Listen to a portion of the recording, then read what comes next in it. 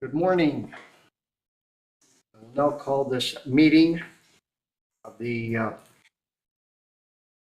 Police Board, Ray Bruce, OPP Board, to order, and the time is 9:01. The date today is the 27th of May, 2025. With respect to the territorial acknowledgement in the spirit of reconciliation, we acknowledge with respect the history and living culture of the Anishinaabe, the people of the three fires known as Ojibwe, Odawa, and Potawatomi. Potawatomi. Vice Chair corrects me there. And I thank them, nation, who have inhabited this land from time immemorial. We recognize that these lands are the territories of the Chippewas of Saugeen and the Chippewas of Nawash, collectively known as the Saugeen Ojibwe Nation, the keepers of this land. Georgian Bluffs is located on lands encompassed by treaties 45.5, 67, 72, 82, and 93. We reflect on our role as treaty people and the need to live in respect and peace and show respect to the first peoples who inhabit these lands and waters. With respect to the adoption of the agenda, it is recommended that the agenda be approved as presented. And I have a mover. Jay Kirkland. Member Kirkland, thank you for that. And do I have a second? Member Wood, thank you for that. Is there any discussion? No discussion. With respect to pecuniary interest, does any member have a sorry? Oh, I'm sorry. Can we vote on the adoption of the agenda? All in favor? Any opposed? None. Moved. Approved. Declaration of the pecuniary interest. Does any member have a declaration of pecuniary interest to declare? I see no hands. Respect to the minutes of previous meetings. The last meeting was on the 22nd of April, 2025. The minutes of the Grey Bruce OPP Detachment Board meeting held on the 22nd of 2025 be adopted. Do I have a mover? Member Yuri. Thank you. And do we have a seconder? Member Martin. Been seconded. Any discussion? Yes, sir. Yeah, it's just a question about the style.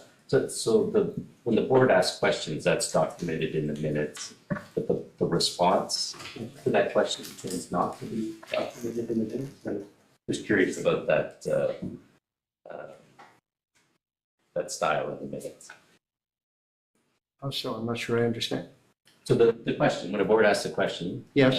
It'll say it lists a bunch of questions. Yeah. But there's no documentation as to what the answer was or the response to the question. Oh, there was, because there was no response. Is that what you mean? No.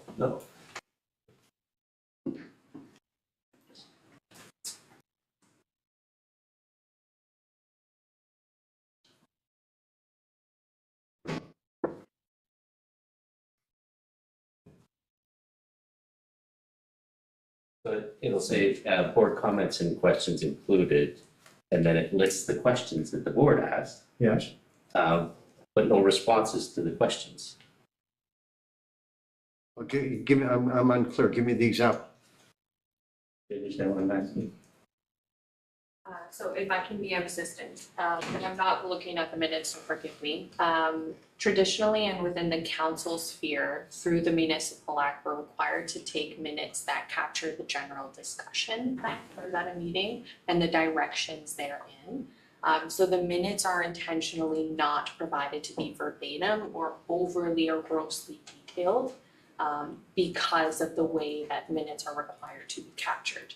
Now, with that being said, should the board wish to have additional details included in the minutes, then we're happy to do so. We just simply would not utilize them today. Let me give you an example. So board comments and questions included, what factors accounted for all the significant increase in non-fatal and property damage? Whether any traffic incidents and collisions involved off-road vehicles, level of gang activity in the area in relation. So there's a series of bullet points. Yes. With the questions the board has asked. But I'm assuming in that dialogue that there were responses that came from staff and others. But is there not an assumption that you've read the minutes? So I've absolutely read the minutes. I don't That's mean what- you, but is there not the assumption that everybody's read the minutes? They were given in advance. It has nothing to do with having read the minutes.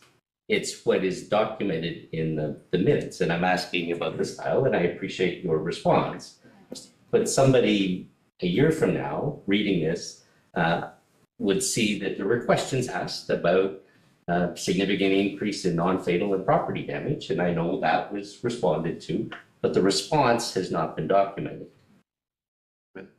So can I It's a ask? style thing, it's a style thing, and, Yep. and as a community member sitting on the board, I'm asking how the minutes are captured, and I appreciate it's a municipal style, but as a board, are we comfortable with this? And that's my question. Apparently, the response to that won't be documented. Madam Administrator, do you have anything? I mean, we're happy to defer to the board's direction and preference. Generally, as I say, it captures the overall kind of intent of the discussion, the overall discussion, not so much the finer points of discussion. However, should the board wish to expand upon what those minutes look like and the style of them, then I think what We're they happy. captured is the questions. It hasn't captured the discussion. It's interesting because municipally, I can only speak for hours. I'm not sure everybody else can speak up, but that's kind of the same format as what we use in Meaford. And I think it's a lot of municipalities do. You are capturing kind of what was asked of council. Interestingly, we don't really put the answers in there either. Otherwise, the minutes would be 12 pages long. And you can always go back to the video and kind of watch to see what's happened. So there's always a visual and audio recording of the meetings that can be kind of went back and gleaned. So yeah, it's just, again, you're right. I mean, as a board, we might want to otherwise, but municipally, at least I know we don't spell out long answers to what they just want to know what was captured, what was of concern to the council members. Mr. Chair. It strikes me that with this too, the nature of the discussion, the significance, the length of the discussion would be a factor in all of this. There might be a question that would be asked that would be a quick answer, not of any real major significance, but then there might be a question that asked that leads to some fairly substantial and important discussion that should be documented. So I'm not sure, how do you determine who makes that judgment call, whether details of that discussion should be included, or it was sort of one of those, no, quick answer, that's fine, everybody's happy, we move on. And perhaps the answer is using your example of the minutes, does everybody have the opportunity to read the minutes? But if it's not in the minutes, that's the point, isn't it? That if we're talking about what's included in those minutes for the previous meeting, and did it document what the response was to the question that was asked, and apparently, if that's not there, then it says somebody asked about this, but there's no response to it to know what was all about. So we're looking at those previous meetings, minutes, and we're not really aware of, from those minutes, what did transpire in that discussion. I guess you're right. The answer is everybody comfortable with the way it's laid out for us as the board? Yeah, and I'm understand. coming from a different background and perspective, and we would have captured the response to the question. So the question here that's around cameras being used. So that was the question asked, and then there was a response that cameras are helpful, but not required. The response to the question would have also been captured.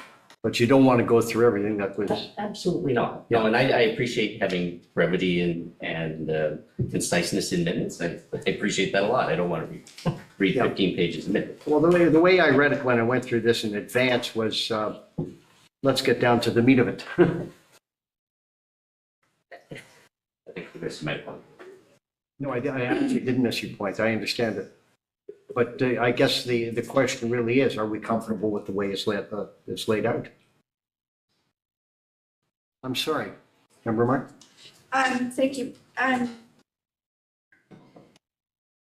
In an effort to sort of summarize, and I understand, and you have to understand that I sit on both sides of the table on this, right? Like, so what I'm going to suggest is that staff, or we direct staff to use different wording. I think if we just use wording that says the board discussed, that will capture the question and the answer, the discussion, rather than board comments and questions included. And I think that might just remedy the on both sides. I think it's a simple thing.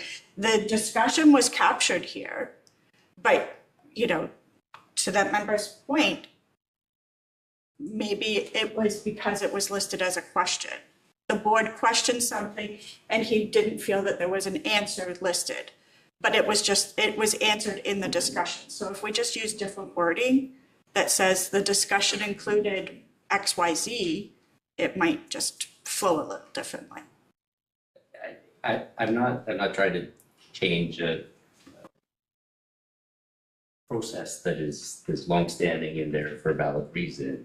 It just struck me as interesting, or I was curious as to why a list of questions were documented in the minutes, but not the response or answers to that discussion. So, One way in, Well, I just more or less to reiterate what some of the members are saying here and understand what we're talking about on the minutes. If the staff can capture the general discussion, it's the interpretation of the staff when they record the general discussion. If we get too much into, I said something or staff sergeant gave this answer, then we'll sit here every meeting and go over the minutes that, no, this is the wording that so it can get, like we found in our council, it can get into like an hour discussion just to go over the minutes of the last meeting. So you have to trust in staff to catch the general discussion of what went on. And then the direction, if there's any direction coming out of that question or that, the procedure, the direction has to be precise to what we are as a board instructing staff or whoever to so it's do. a member of clarity. How would you reword it? Well, and that's what If you were have the to trust staff. in staff. Yeah. So staff will get a feeling of the way we want our discussion to be recorded, as long as we're not requiring Jay said or the exact wording. But I can understand what you're saying, that there was an answer given, but maybe it's in just the discussion. Short and sweet, as close, you know, as little wording as we can to just capture what's going on. let me give you an example. So in here it says whether any traffic incidents and collisions involve off-road vehicles or charges laid. If it had have said that traffic incidents are lower as a result of fewer off-road delays, it captures the discussion and it captures the outcome as opposed to just capturing the question. That's all, and I think it's to your point that it's a style thing. We've talked about it far but I was curious as to why it was documented in that way. Go ahead. If I may, I think we've heard your comments. We take the feedback. As this is a new board, we will eventually find our footing and understand what you guys are comfortable with versus what we can accommodate. We're happy to take this feedback and work it into this version of the minutes for your next meeting. In noting that we are considering the minutes of the previous meeting, we do need to understand if you're happy to adopt the minutes in the way that they are, or if you need specific amendments to them prior to formalizing the adoption. Well, do you want to just try it with your own wording next time and see if that works? We're happy to. Sure. Yeah, I'm not going to vote against the adoption of the minutes, but as we said, we're just starting out, and So the direction of the staff is try it, more inclusive wording or better wording to bring clarity so that we still maintain brevity. Happy to take that feedback. Now, where did we leave off? I guess we're down to correspondence. So you do need a vote. You need to vote on. Oh, okay, I had lost it myself. With respect to the previous minutes, is there a mover? We've got. Okay, Didn't we have a move on the second? yes, we did, and seconded. All in favor? That includes everybody on the screen. Thank you. And it's approved. With respect to correspondence, there is a recommendation that the correspondence contained herein be received for information. Is there a mover? Member Coburn moves the motion, seconder. It is seconded. Thank you. Is there any discussion? No discussion. Vote on it. All in favor? Opposed, if any? None opposed? It's passed. Moving on to the reports. There is a recommendation that the Grey Goose OPP Detachment Board receive the 2024 financials for information and approve the 2024 surplus to be transferred to the reserves, and that the Grey Bruce OPP Detachment Board approve the 2025 draft budget, and that the unfunded 2025 amount be funded from the Grey Bruce OPP Detachment Board Reserve, and that staff be directed to circulate upon approval the 2025 budget to participating municipalities for information. Is there a mover? Vice Chair moves the motion. Is there a seconder? Member Coburn seconds the motion. Do we have the treasurer here?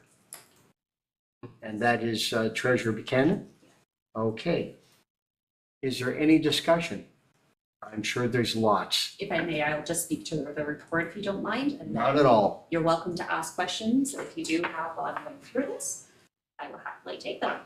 So through your chair, we've included in here for you today some 2024 board financials. This is an unapproved budget. It is reflective of the amounts that we had provided to the participating municipalities when they were preparing their 2024 budget to ascertain and determine what may be a starting amount. Unfortunately, due to unforeseen circumstances, there were some hiccups. Having the board have been fully formed, so we did not incur as high of expenditures as what we had anticipated when starting it. We also have our unaudited actuals that are reflective of what was incurred for that period in 2024. The budget did include staff salaries and benefits for the half FTE that the board has. This was under budget as the employee was not onboarded until approximately mid-September. We had anticipated them being here for the full amount of the term. Finance and administration, we had budgeted an amount of $8,000, being $1,000 per year, because although you have a half FTE, there are other staff as well that participate. We are using Township of Georgian Bluffs equipment to administer this meeting, so this is to capture some of that expenditures. As there was no board meetings, we had not charged any expenses around it, so that is why the actuals are nil. The citizen and provincial appointees per diems, at the last meeting, you had set your remuneration policy, which is why we can now estimate what that may be. As there were no meetings, we did not have any expenditures around it. Same with mileage. We are estimating at this time a mileage amount. As this is a new board, when we're going through the first year, we'll get a better handle on what our mileage expenditures may actually be. You'll see that there is audit fees. We had not budgeted any audit fees, nor had any been incurred. It is not a requirement of this board to have a separate audit complete. However, you may elect to do so if you wish. That would come at a cost. In speaking to who we use at the township for our audit, you would be looking at about 13,500 plus applicable taxes for that to be completed. You do have your membership with the Ontario Association of Police. We did have difficulties in obtaining that membership, so the actuals are reflective of 2 months.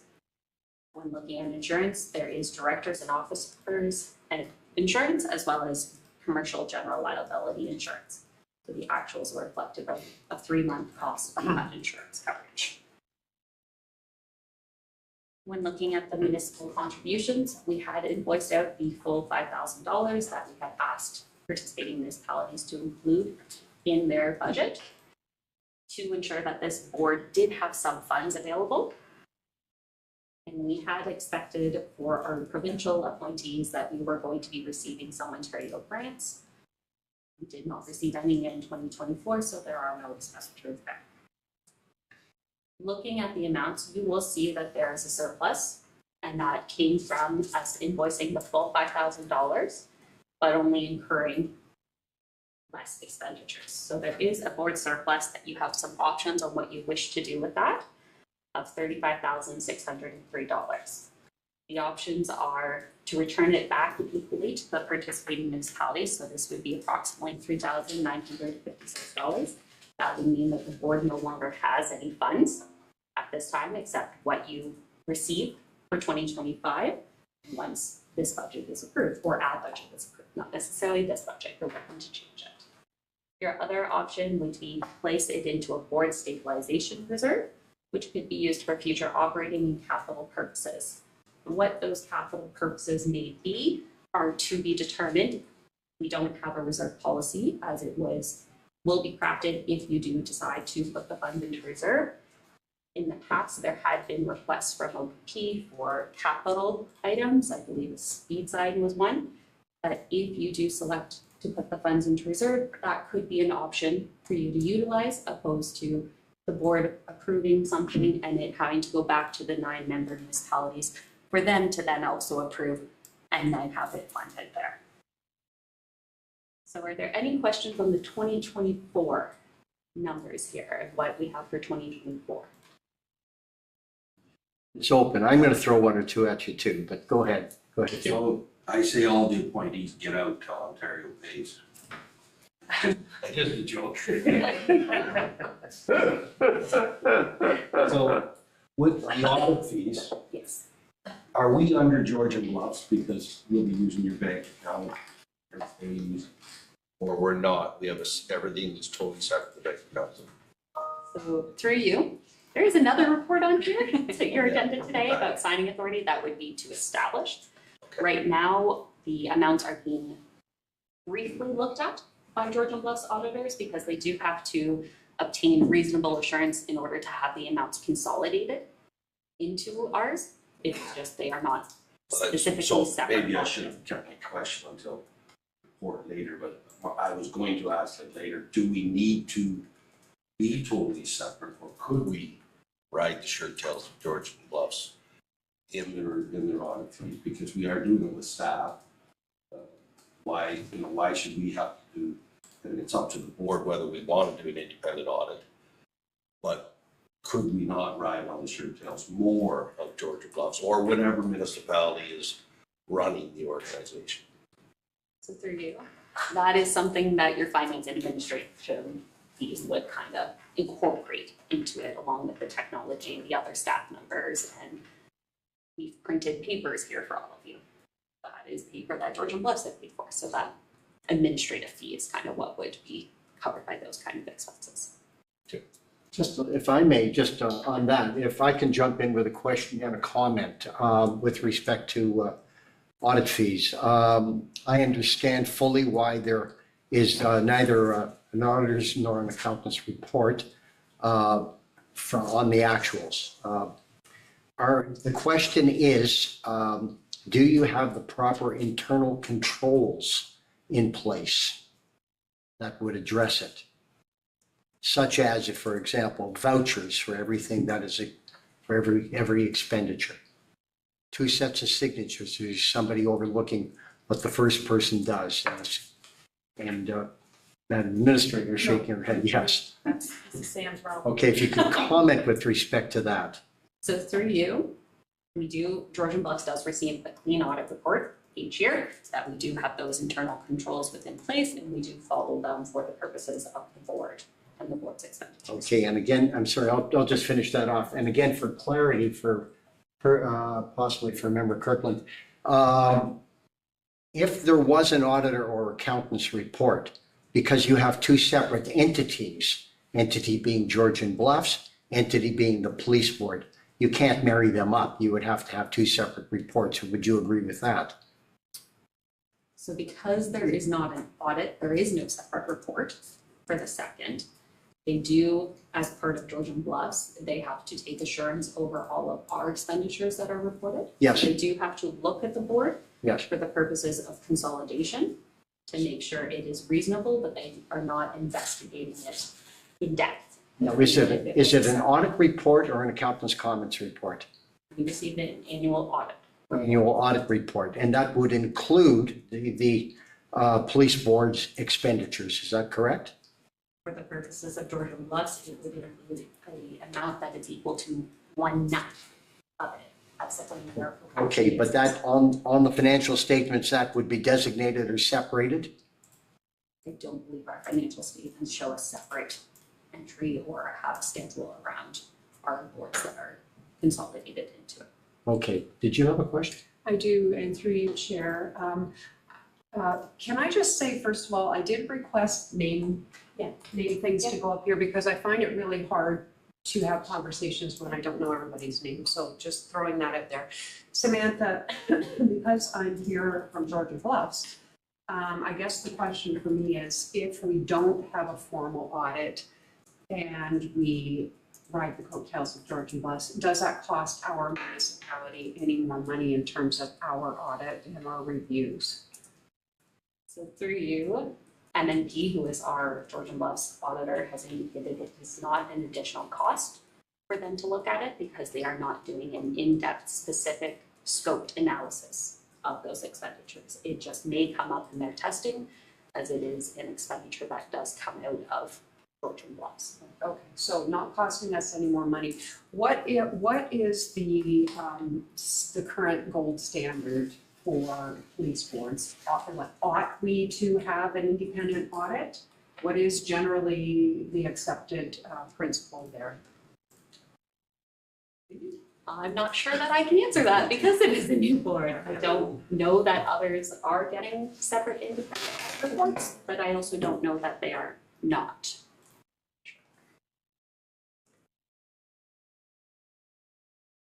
Sorry, go ahead, sir. Sorry, so I'm an accountant by training, and so I trust that if you set this up as a department within your system, you follow your normal procedures, having an additional audit at 13 or 14 grand is a waste of taxpayer money. And that's speaking as a taxpayer and an accountant, and so. And I can express as a chartered accountant who was in the business for many years, that spending money on an audit where you have strong internal controls becomes a waste of money. Especially in a board this size. So go ahead. Thank you, through you, Chair. I'm going to do a 180 here. I hope that's okay. And this is directed to my fellow members on the board. I wonder, for the sake of our budget, if we have any consideration. I would encourage us to support Crime Stoppers. I know other police service boards do. I know Crime Stoppers receives hundreds, I think 700 maybe last year, of tips that help lead to successful arrests. And I know our municipality has supported Crime Stoppers in the past, as do many, many municipalities. I know the Hanover Police Board does, and so does Owen Sound Police Board, as well as Saugeen Shores. So it's not something I see on the budget, and I just wondered if that would be something you might want to consider. And perhaps even our detachment commander might have some comments to make on that.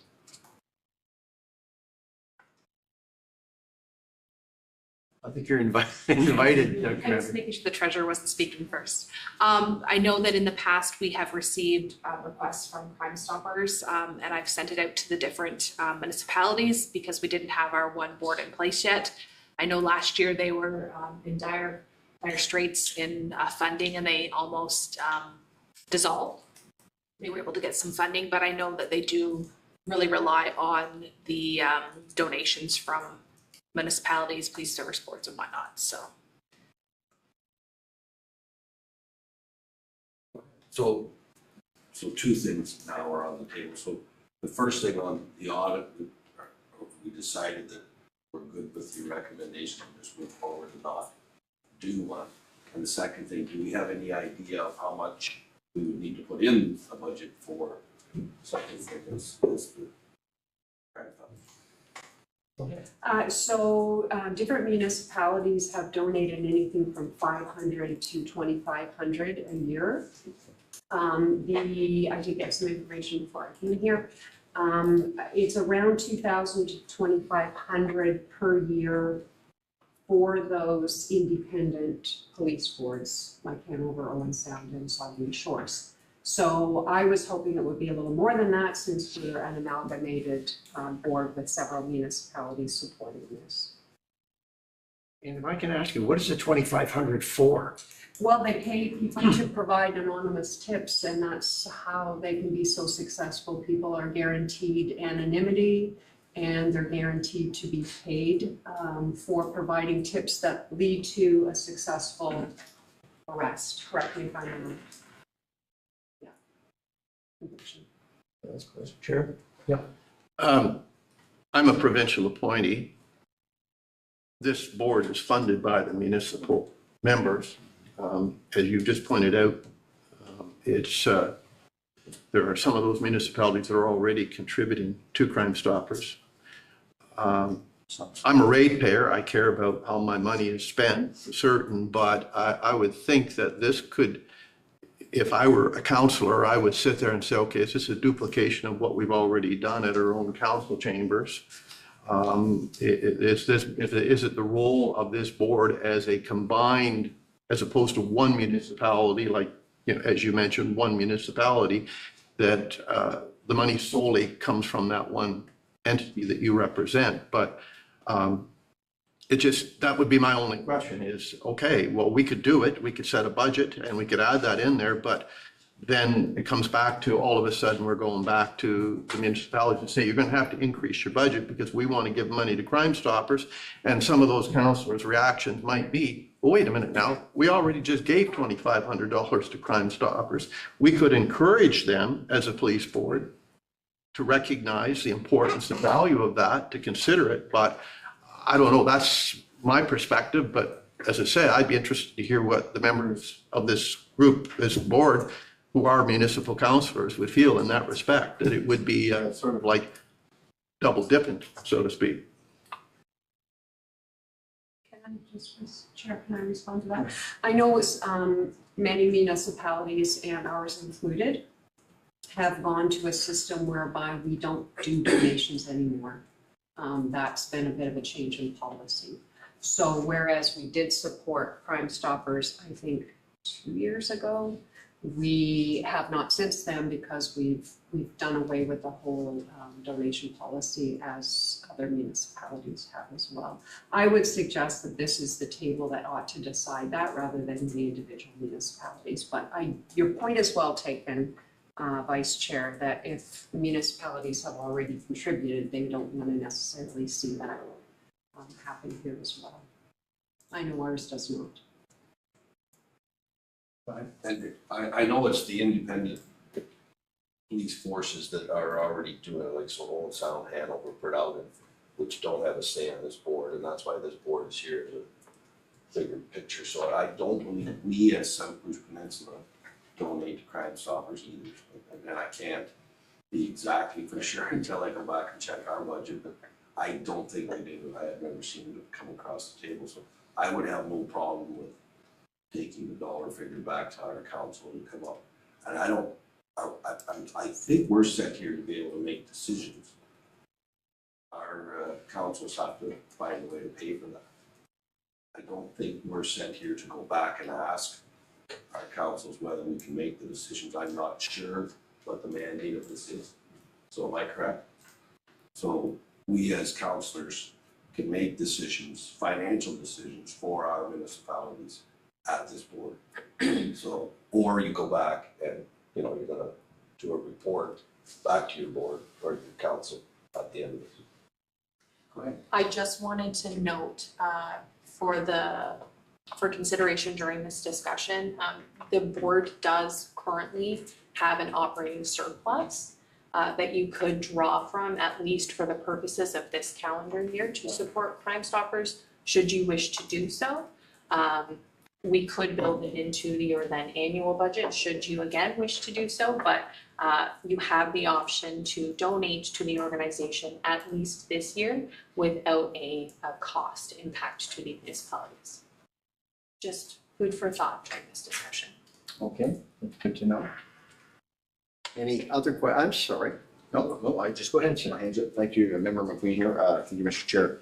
I know Grey Highlands hasn't for a few years, council's decision hasn't, but just for clarity, does the budget not have to get majority support from the lower tier, or from the municipalities?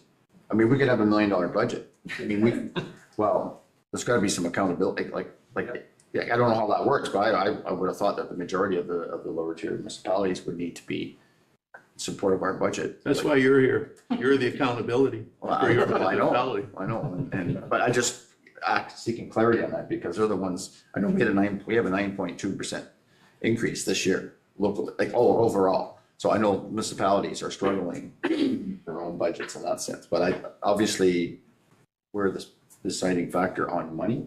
I just thought that was sort of. I think we have a comment from, Yes, so the way that the legislation is worded is essentially, in short, this board decides what costs it will incur to run itself, and the municipalities are then, for lack of a better word, expected to cover those costs.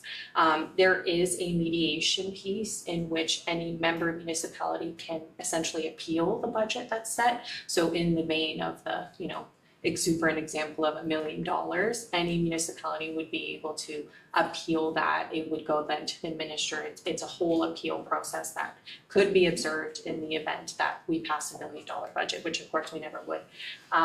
It would be our intent as we get the board up and running to present a budget policy that would take a similar approach as, our conservation authorities or our library boards, that in the event that a 3%, anything above a 3% increase, let's say, would then go back to the municipal councils for support.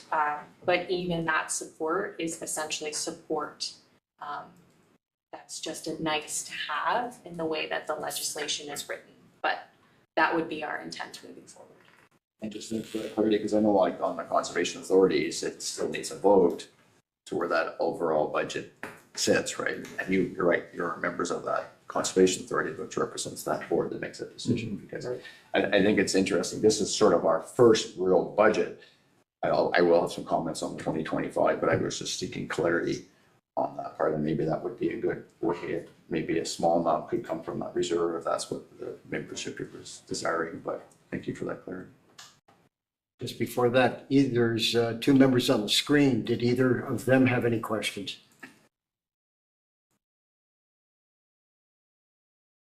Go ahead. Good morning. Good morning, everybody. Councillor Singh Soros here. Yes, just to the point of the Crime Stoppers, I was thinking the same thing, that if there was room for budget due to surplus, I would support to have that, if that's something that's being voted on. But besides that, I also understand that 2024 budget was, we do have that surplus because we weren't essentially running, and just trying to get an idea of what this cost will look like for 2025. But besides that, no further comment at this moment. Okay. Mr. Chair, it was mentioned by the treasurer that we haven't really decided what we're going to do with that surplus because you outlined a couple of options. We could give the money back to the municipality, in which case there'd be no money to give to Crime Stoppers from that source. So is this a chicken and egg situation? We should decide if we're going to use surplus money, what we're going to do with the surplus to make sure there is one. Vote on that, then come back to the issue of, okay, if we decide to leave that money there as opposed to send it back to the municipalities that contributed it. Would that be the proper approach to take? Through you, the recommendation that is on the board, or is on the floor at this time by the board, is to put it into a reserve. So you would need someone to amend that motion. If you were choosing to give it back to the member municipalities, those options were there just to advise you on what you can do. Staff are recommending you put it in the reserve, but the board is welcome to change staff's recommendation on that. Go ahead. Thank you, Mr. Chair. To your point, Vice Chair, so Meaford is one municipality actually that we still do have a community benefit program where we look at, and we get applications literally from about 30, 40 different groups, Crime Stoppers being one of them. And because it's a budgetary limitation, your point is apt. I think it's very worthy of supporting, and we don't want to see Crime Stoppers go away. But at the end of the day, when we're doing that many, we could only give X amount of dollars because we're very limited to what we can do.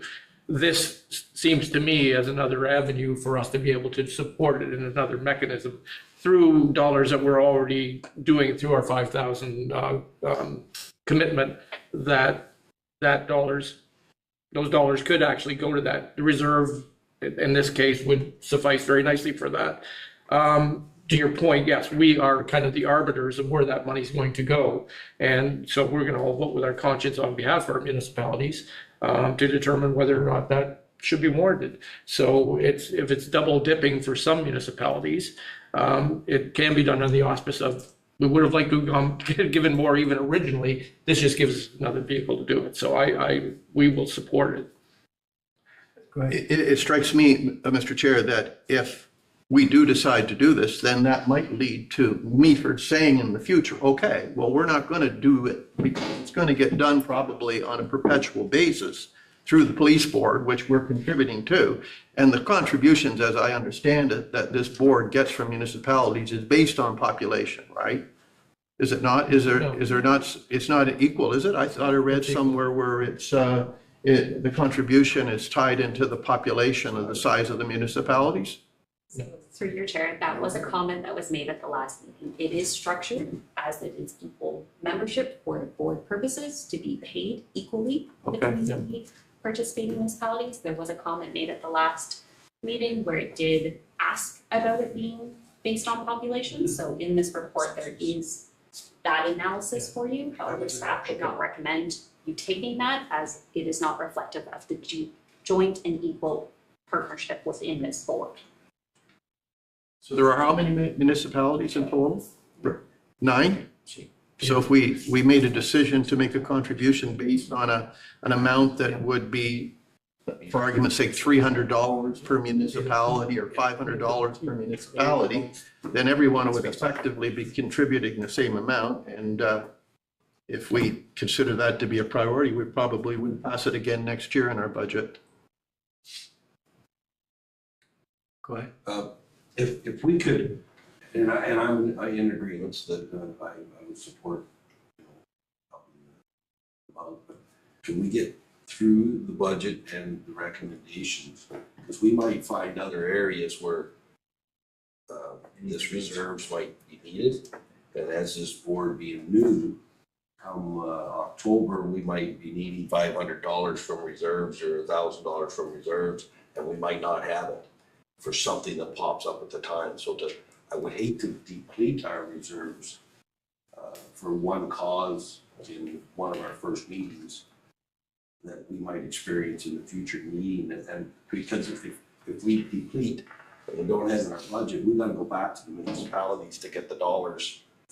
And it might be $500 or $1,000 we need at the time. So just making the board aware of that we don't deplete the reserves right now. But if we can get through our draft budget, then we can make a recommendation to spend an amount to go to the Crime Stoppers. That's just a suggestion. I don't know how. That's my feeling too. Let's get through the draft budget. Move on. Because I understand there's other questions on the draft budget, so. Is there any further discussion or questions of the treasurer? Madam Treasurer? I was just gonna, on the 2024 portion, we still have to go through the 2025. Yes. Okay, let's move on then to, oh, I'm sorry, go ahead. Just a comment to the motions on the floor. I think having a reserve is probably a good thing because we're new, we're going through it, we're learning. There may be things that could come up that having a little bit of a buffer helps us not having to go back to make amendments to that, maybe to the future. I'm in agreement too. Mhm. Any further discussion or questions? We're still on the 2024, correct? We're going to move over to the next one, 2025. So Do we need a motion? it's all within one It's all the report. same, it's all the same. I was just taking pause so that we didn't get to the end and then people wanted to circle back. First, I think it should be a separate vote. I make an amendment that we vote on the 2024 budget. It's sort of split that out as an amendment to, just so we don't get, I think it should be separate. That's where we're talking, sorry, to transferring the reserves from 2024 because we didn't really spend any money. So do we want to transfer to reserves and then talk about 2025? So I say, support the 2024 budget, transfer the reserves, or the surplus into reserves. Stop there and have that vote first. That's the amendment I'm making. Go ahead. The only little slight difference there would be is if we were going to take an amount from the surplus. And so what we'd be putting in reserves for Crime Stoppers, what we would be putting then into reserves would be minus that donation for that. So No, it's there's no. You reserve the whole amount to come out of your Yeah. better and budget. then approve it to come out of Yeah, the. that makes more sense. Sure. Then we'll put a resolution on the table. I'll second that motion. To. Amendment, sorry. Okay, well, it's been moved and seconded also from member from Meaford. Sorry, we're moving and seconding what? Pardon me? That's the first line here. I think We're splitting it, yeah, we're splitting it into two votes. Yeah. Can we just include the reserve? Yes. Yeah, so we don't need to do a separate vote. They're Splitting up the question. You want it split or? Yeah, just keep it 2025. Yeah, well, I'm in agreement on that one too. But we're including the reserve Yes. issue in this motion as part of the approval. That's correct. Just, and I always like to look at staff and go, are we okay with what we're doing as a board? Because sometimes us as board members do some difficult things and they create 2 days of paperwork. So are you okay with what we're doing? Meaning that the surplus moves into the reserves. Period. And we separate them. And then we separate the motion. The motion is to approve the 2024, which includes the movement of the surplus into the reserves for 2025. Is that correct? It's been seconded and all in favor? Can we read the motion, please? I want to make sure that staff has it. We're clear, we're separating out the first line of the motion, we're just splitting the question. The first line. Yes, just splitting. We only read 2024. Right, but what you just said is not the first line, so that's why I'm asking. So the splitting of the first line is that the Gravers OPP Detachment Board received the 2024 financials for information and approved the 2024 surplus to be transferred to reserves. Period. Period. Before the word and. Correct. Okay. That's why I wanted the clarification. Okay. All in favor of that motion? All opposed, if any? None. Passed. I'm sorry. Oh, we lost two members on the screen. They're still there? Okay. We just can't see them. We just, oh, okay, yeah. They're on the side there. Initials are? Oh, there, okay, yep, they're flashing. Opposed, if any? None, therefore approved. Okay. Well, we should really be able to see the folks on screen to see how they're voting, just as a matter of procedure. We can see their icons are there, but They had their cameras on. That report was put up. Okay, let's move on to the 2025. So for review, looking at 2025 now, I recognize that we are almost 5 months in, that some of these have been incurred already, so I apologize for that.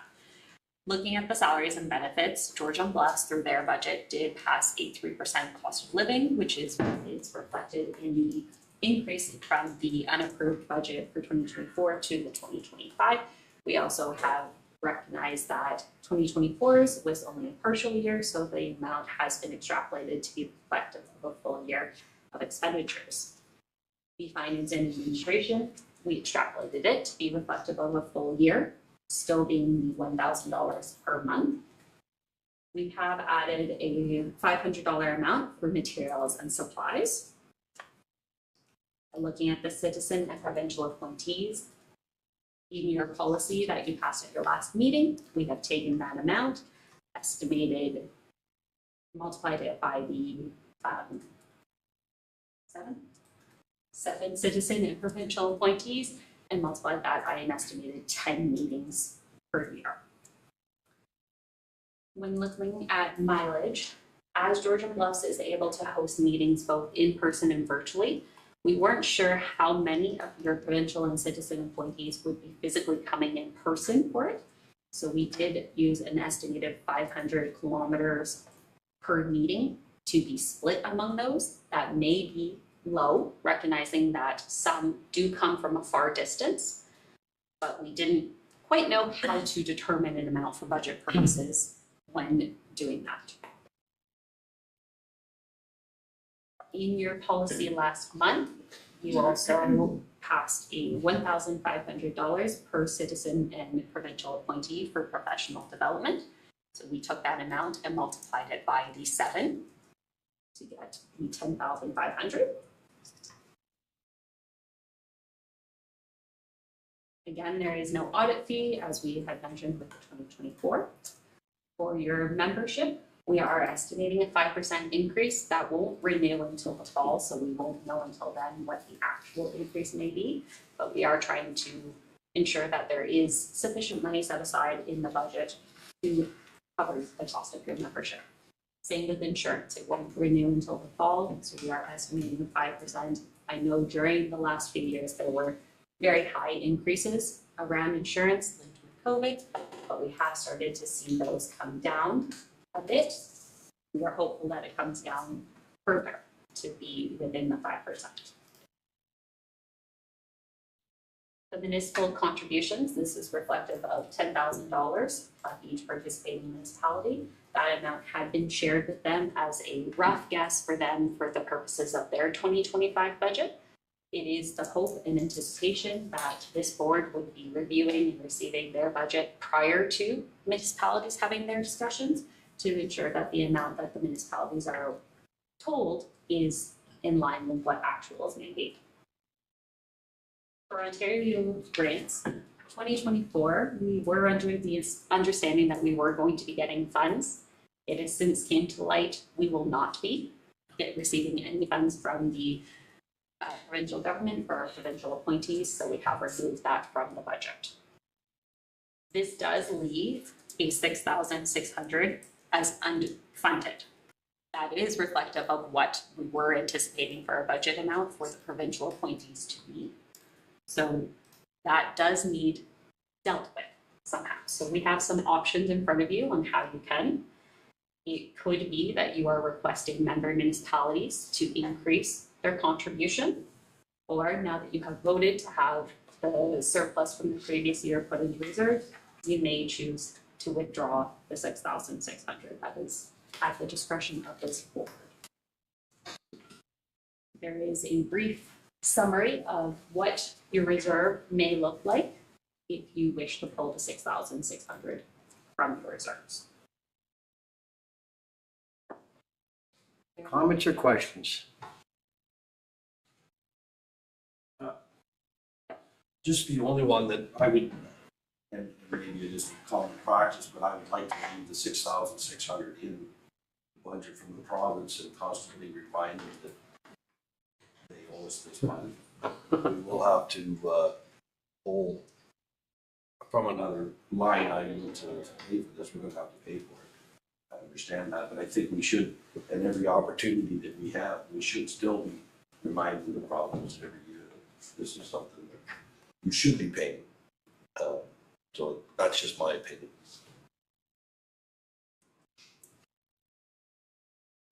Thank you, through you, Chair. I'm not an accountant. I'm married to an accountant, but I'm not sure that I've received anything through osmosis. It would seem to me that it's not appropriate to put something like that on our budget when we know we're not receiving the money. But the sentiment behind that comment, I completely agree with. So I wonder if that's when we write a letter requesting those funds be reinstated. Or some other kind of measure to make it known that we're not happy with that lack of support. Through you, as a municipal service board, you do have to have a balanced budget. I agree that it would not be best practice to have amounts in there as revenue that you know you're not going to receive. My preference, but it is the decision of the board, would be the letter to be wrote of it and be something that we do annually, and we can include the line there and show it as being zero and have that sent with the letter to the province. Yeah, however it needs to happen, I would just like to make sure it happens. Mr. Chair, as one of the three provincial appointees, first of all, I apologize on behalf of Doug Ford for this decision, which I'm sure it's not just picking on us, it's the whole province.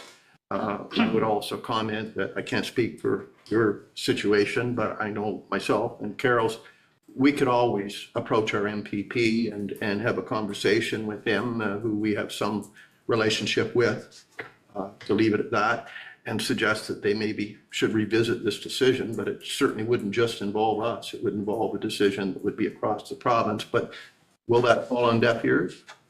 Probably. We'd do that, wouldn't we, Carol? Sure. Yeah. Motion? What, for the budget? No, go ahead. For the 25 budget? No, I was just Mr. Chair, it's following what your comment is we. Well, I prefer not to do it as a motion, just to say that we'll reach out. We'll just keep it informal. It doesn't need to be like, Sometimes from a body has a little bit more weight. Well, as individually. That's what I was thinking, because we are now an established board, regional board. I just wondered if that, you got nothing to lose. no. Yeah. What do you think, Carol? We can make it formal. You make Okay, it, yeah. sure. Yeah. And then it doesn't put the weight on the You individual. make the motion. Right. Oh, you're better Oh. reporting than I am. I'm happy to make the motion that we Thank you. send a letter to the province. We carbon copy our OPP. And we would like to circulate it beyond that to member municipalities. Are all 9 municipalities in the same riding provincially? Yeah, I wouldn't. No. And copy both of them. Copy Our both. connection isn't with the neighboring riding for certain, so it's just with, So copy all applicable and. Yeah. It might be all Paul's riding, everybody in Paul's riding? no. Oh, you're not? Crayons, Yeah. Like we are. Yeah. Paul I Vickers think is our MPP. Yeah, is there anybody outside of Bruce Graham sound? Maybe we all are within. Well, then it's not a problem. Okay. Should be no problem making a motion. I'm sorry? Sorry, just on that, I would add that Bob and I would meet with Paul in person as well. Well, who's going to bring the motion? Do you want to bring the motion? Well, We already have. Oh, Kathy brought the motion, yeah. Yes. Okay, It was wordy. try it again. I turn to our trustee clerk. Do you want to word that for me? Um, I'm being lazy. Thank Apologies. you. For you, I can absolutely pretty this up, but I've just written that staff be directed to prepare a letter requesting the province of Ontario reinstate the grant and copy all participating municipalities, the MP and MPP. Point of procedure, we are voting on the floor for the 2025 budget, so we have to deal with that afterwards, will we not? Procedurally? Thank you. Through you, we can treat this as an amendment But I believe you had a mover. Did you get a seconder as well? That's the wording of the budget, or wording the motion. Thank you, Mr. Chair. Just for clarity, so we do have a motion on the floor with respect to the 2025 draft budget. Yep. We have an amendment that has been moved but not seconded yet. So that amendment would form part of your original motion that is on the floor. So you do need a seconder for that direction to staff to prepare a letter. Seconded, okay. And then you'll need to call the vote on that amendment so that it forms part of the original. Okay, do you want to read the amendment to be clear? That staff be directed to prepare a letter requesting the province of Ontario reinstate funding, copying all participating municipalities, the MP and MPP for Great Bruce Owen Sound. Okay. All in favor? Opposed, if any? Passed.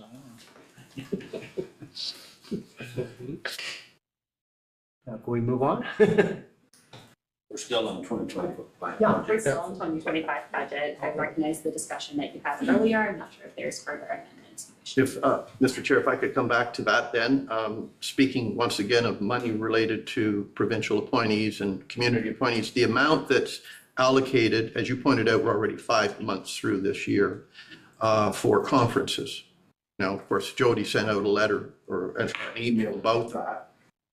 We're in a position now to know better whether that money would get spent since that conference is next week. Is there any merit to say, rather than approve $10,000 budget for something that we know today is not going to get spent, should we review that amount, knowing what we know? Next year, we won't have the same foresight, assuming we do this a lot sooner than 5 months into the year. But for this year, would it make sense to review that amount, assuming that on such short notice, we don't even know if there's... Yeah, right. Well, I have expressed a willingness to go, but if it's just me, $1,500 is a lot less than $10,000. And the chair has said he can't make it. So, and I know that member Rainey said the same thing. So it doesn't matter. I guess if we don't, it just means we have another surplus from those funds that didn't get spent, right? Go ahead. Through you, Chair, I 100% agree with the Vice Chair's comments. I wonder, are there other upcoming opportunities for education beyond this one annual conference? I'm just not aware if there are others. Yeah, there was a training. I haven't seen anything posted. Pleasure. Professional development does not necessarily just mean that one conference. I'm not sure what everyone's familiarity with the board structure is. There may be professional development that members wish to participate in around how a board is supposed to run, or in the case of the chair, if he was interested in taking any training, not saying that you need it, appreciate that, on how to chair a meeting. Something that professional development could be used for as well. It doesn't have to specifically or only be that. You are correct. I'm not aware of other training or professional development opportunities specifically around OPP, but that is not to say that they don't exist. Would it be fair to say that they just haven't posted everything yet? And there's more to come? I don't know. I've gone on and taken a look, and there's not a lot out there that's posted. Your experience? If I may, I would say that that's probably fair. Sometimes I'm too honest, so I'm going to check my words. But the rollout of this board the rollout of these boards province-wide has been, what did you use? Riddled with hiccups? Problematic. So I would suggest and I would hope that throughout the course of this year, I would assume likely in the fall following the conference, there will be additional training opportunities made available for the board. That's my hope, and that would also be my expectation, and given that, again, we're not the only people that are trying to get a board up and running that is province-wide. So I would expect that OAPSB would have some additional opportunities available. And that's what I had thought too. It's too early in the game. But these opportunities should arise. My experience is similar. They just show up. Yeah. So it's best to budget for them. We're certainly keeping our eye out as well. Chair. Yeah. So if you're attending the conference. That would be something that should be raised at that conference, the same. Well, yeah, the only reason why I raise this point is your budget and how you've expressed it is in terms of $1,500 times 7. And that's because you've indicated that that's what's accepted as a normal cost to attend the conference, right? So there's no provision in there for any other education beyond that. Now, great if there is, and we use that money because we approved it and it didn't get used to attend conferences, then we're in good shape. So that's what it comes down to. I mean, it's a somewhat arbitrary number to start with because it's dependent on how many people decide to go. Although, So just to follow up with that. Yeah, go ahead. Years back, I have attended from when I was a representative from our municipality. Generally, that's the one to go to. It's not, but if there's a member that can't go, like the chair, there may be other ones that will come out from the conference that is the staff that mentioned, because it's all new, there may be other opportunities that, and I know that in the past, there has been different circumstances that have arisen. So, so I think having some buffer there will. That's what went into my mind. I took a look at it too. When appointed, I said, well, there's opportunities, and I saw the dates, but we weren't formed yet. When I saw Jody's email, I said, well, this is just far too tight. And it wasn't in a negative way, it's just, I can't fit in there, but if another one comes up, I'd like to go. But they haven't posted it yet, and my experience is that they tend to post these things later on. I think this is an annual conference though, isn't it? It's a once a year deal. Yes, sir. but thank you, Mr. Chair, to your point, it does literally say, and the treasurer worded it well, professional development allocation may also be used for other opportunities. That's right. So it is not specific to just, it doesn't have to be specific to conferences. Yeah. So it's a catch-all, so if something does come along, it's gonna be there. So it's well worded. Yep. Go ahead, Jim. I'm okay as a municipality that we've already, within our budget, approved the dollars that are used for this board. And I'm okay in the first year to build health reserves within this board. So if we don't use the dollars, it's certainly going to help us in year 2 and 3 and 4 when we have reserves that are there. Because the worst thing you can ever do is not have the reserves and be scrambling to try to find, and I said it earlier, $500, which is a frustrating thing. So I'm okay with if the allocation to the training doesn't get used. It'll get used, it'll go into reserves, it'll get used. Reserves, we might be able to use those dollars at the end of the year for something different that is needed if they aren't going to be used for training. But I'm okay as our representative from our municipality to build those health reserves this year. And then we can refine things as we move along. Anybody else, including the people on the screen? With respect to that? No? Yes. Yes, Chair. If you can hear me? Yep. Oh, sure. Thank you so much. Just through you, Chair, I find conferences to be incredibly helpful and a great opportunity for networking. And since we are a new board, I would support someone at least going, especially because we are newly formed. I know it is next week and it's quite soon. But yeah, if we have the reserves there and there be someone to represent all of us over there and all of our municipalities, it'd be great. And just to clarify, I believe I have asked before, so forgive me for asking again, but I believe that this is only for the appointed members, right? Because if there's any others that can go for the conference in terms of counselors, that's through our own budget, through our own policies, right? Just want to make sure. That's correct, through you, Mr. Chair, that's correct. That's how I saw it too. This is all just part of the 7. And the municipalities are separate, obviously, but if one of the municipal councilors that could go, that would be helpful. Yes, absolutely. Oh, sorry. And just a quick follow-up, sorry, Mayor McQueen, just really quickly, the member that was suggesting that they would be able to attend, I'm not sure, is that something that we are looking to support? Or was that something that he was asking to go to that? Because if so, I would support it. He has approval to go because we've already approved that in the budget. I think that's you, Bob. Yeah, well, once we approve this motion, then that effectively approves the attendance of any of the 7 of us. And That's when right. it comes down to how many of us, and I've already expressed a willingness that I could attend. I hope Okay. maybe others, municipal or otherwise, would love to come because I just think it's a wonderful, I read the whole thing, the breakout sessions. As a new member, I'm just thinking there's no better way for me to understand what this is all about and why I'm here, what I'm supposed to do and what I'm not supposed to do. And so the timing of it for all of us would be, if realizing once again, it's next week. But I think that's why I said I would make some changes to my schedule to attend because I just think it's a great opportunity. Go ahead. Through you, Chair, a couple of things. I don't know why we weren't aware of the conference before now because it's certainly been up and posted for some time. I will be attending. And in terms of members of this board going, I don't believe we need to have board approval for that. It's there, the money is there, we're budgeting for it. So unless I'm misunderstanding something, I think. Once we pass the budget. Right, Then we pass the budget. then we have a approval for folks. That's right. Yeah.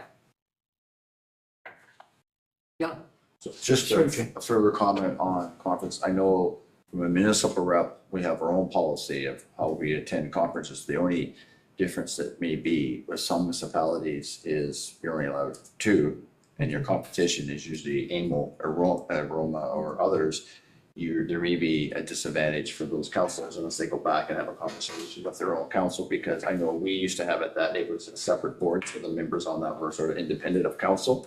And they were able to go, but some councils, like my member Singh has said that they only they're allowed 2, so you have to make a choice, which I have a feeling that this may not be that choice compared to the other municipal ones that are more related to council. So it may be something that needs to have that conversation, each individual back, just to see if there is some changes there, because I think the police services board and those conferences are quite a bit different than your municipal functioning part. They're so as we have that training, even getting here, we've done that training and all that stuff. So there's a lot of stuff, and there'll be a lot of stuff to get up to speed with all the new boards. More importantly, that the new members need to go, and certainly that's certainly something that definitely. But anyway, that's just a sidebar that I think us and our council municipal representatives will have to have that further conversation. Well, I just want to ask Jody, have you had any response at all?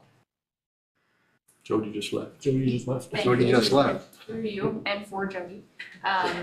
With respect to interest in I'm not sure. attending, with respect to interest in attending, we've had member Nicola express some interest. Member Coburn is also attending, and Jody herself is attending the I conference. see. You guys can report back. Okay, anything further? We can vote on the motion. Yes. Through you, I just want to highlight, the budget does not have anything for Crime Stoppers at this time for 2025. I recognize that was a bit of a discussion when we were looking at 2024, so I didn't know if the board wanted to make an amendment to have something included, but I just wanted to highlight it. Go ahead, Jay. Could we have an update to the total amount that we will be having in reserves if we pass this budget? I can give you that number. Yeah. I just need to know what you wish to contribute to. Well, that's what I don't know. I don't know how much I want to contribute, not knowing the exact figure of what's going to be in the reserves. So through you, the 2024 surplus going in is the 35,603. The 2025 unfunded amount, your recommendation that is on the floor does recommend that it be pulled from reserves, so that would come out. That would leave you with $29,003.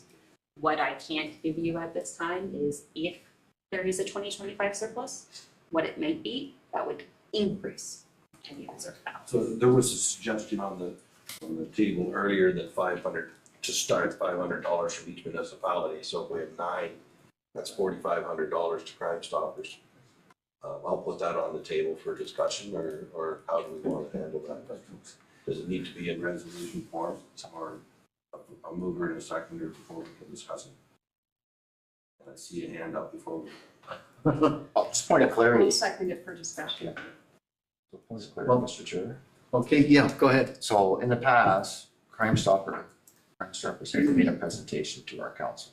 Is it not more warranted that they do a presentation first before we, because then maybe all the members aren't sure what it's all about, I don't know, but I think they come to the presentation. If we have the money in reserve, then we can make a motion at that time. That's a good point.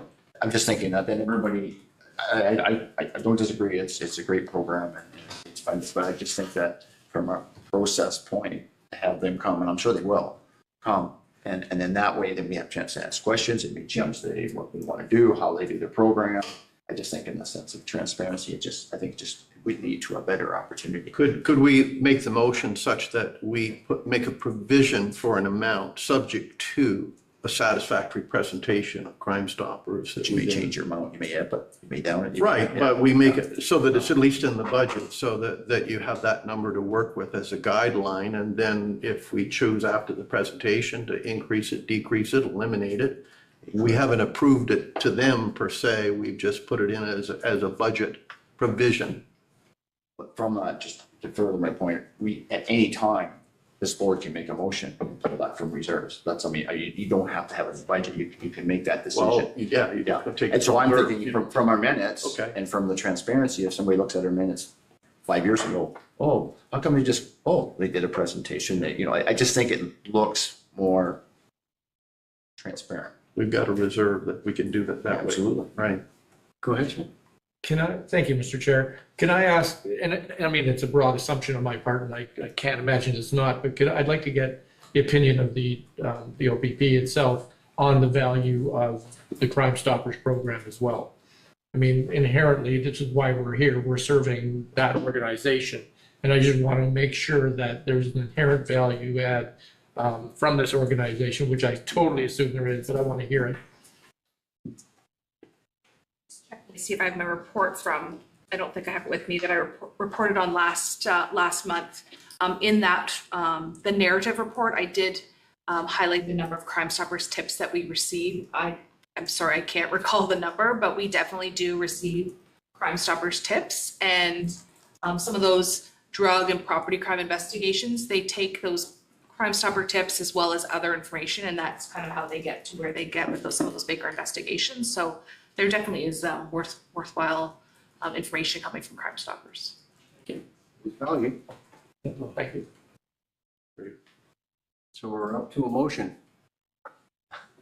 Well, I'm okay with pulling the motion and not having a dollar figure on it, if that's the procedure we want to follow. And maybe we can somewhere, I don't know, further, somewhere, I guess under reports or something, ask the Crime Stoppers to come and do a presentation to the board. And don't put any dollar figure on it until we get our presentation, and then we can decide what we want to do after that. Because we can make a motion to just pull from reserves. So I'm okay with pulling what had. Leave it as it is. So is that okay to do that? Okay, so then we won't even vote on that, we'll just be voting on the, or if there's more questions on the budget. Just finishing that, I think then if it gets on a future agenda, and then if people have interest, I'm assuming these are public meetings. Yep. People could come and listen or however, but then it's on the agenda and people know about it, and then we can have that. It makes more sense. Thank you, Chair. Do staff need anything more from us in terms of direction to connect with Crime Stoppers, or do we need a motion to that effect, or are you good with what we've discussed? Thank you through you. I think we're okay to reach out to Crime Stoppers and arrange that delegation. And as the board has discussed, that direction can be given at that time to make any donation from the reserves. It's your undertaking that you contact Crime Stoppers. Okay, go ahead. Just very quickly, 2024, 703 tips, in total 282 for regulars. Okay, it's a question of now how to word the motion. I think we just go back to the original motion on the budget. As amended. As amended, yeah.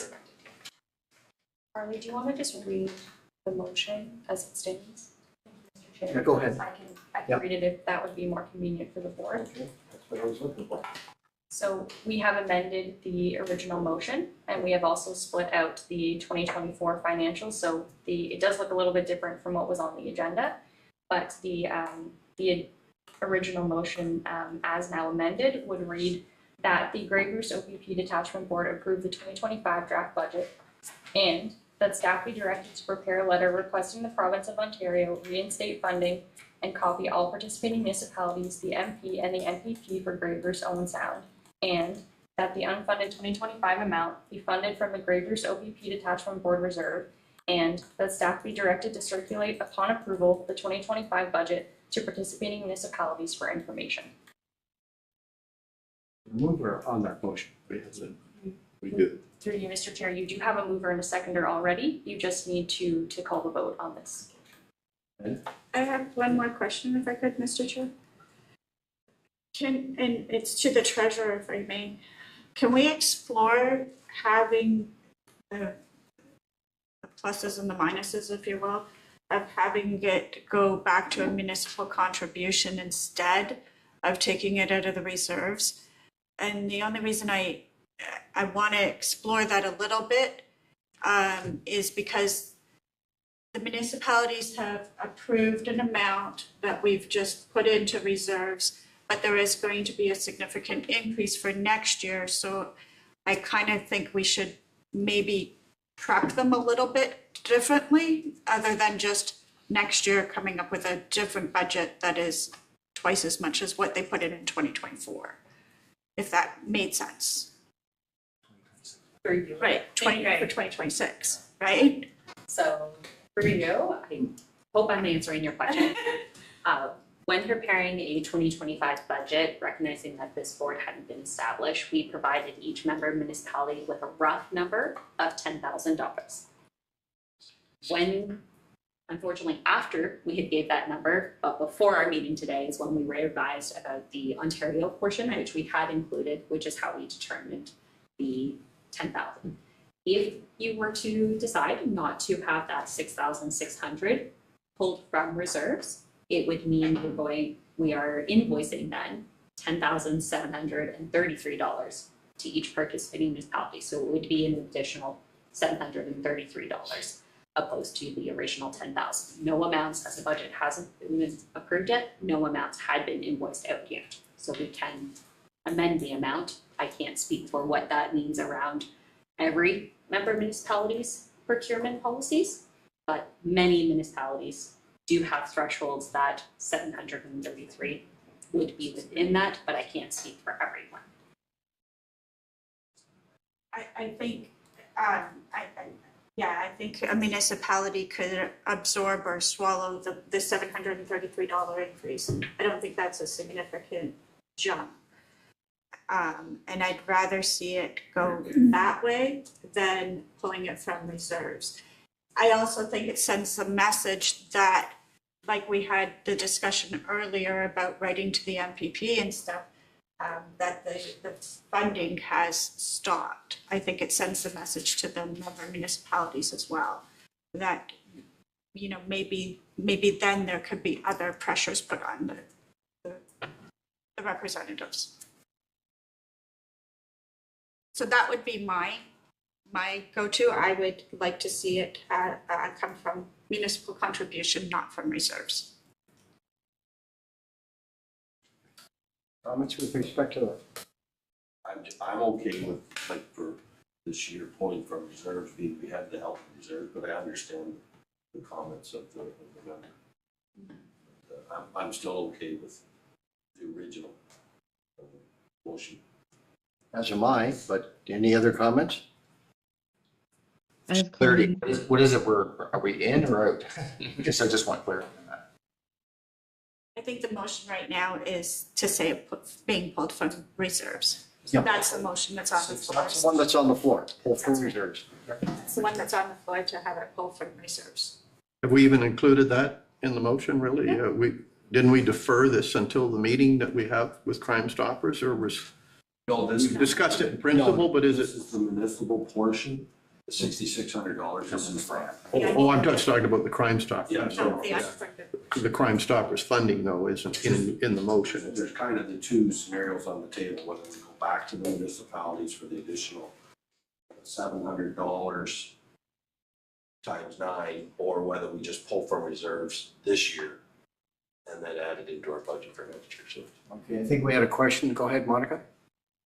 Yes, thank you, Chair. So just to the points that were raised, I do appreciate everything that was mentioned. One of the places that I'm speaking from in terms of the reserves is when I take a look at the 6,600 shortfall, it is reasonable, especially with the 2024 underspending, and it avoids unexpected increases for municipal budgets.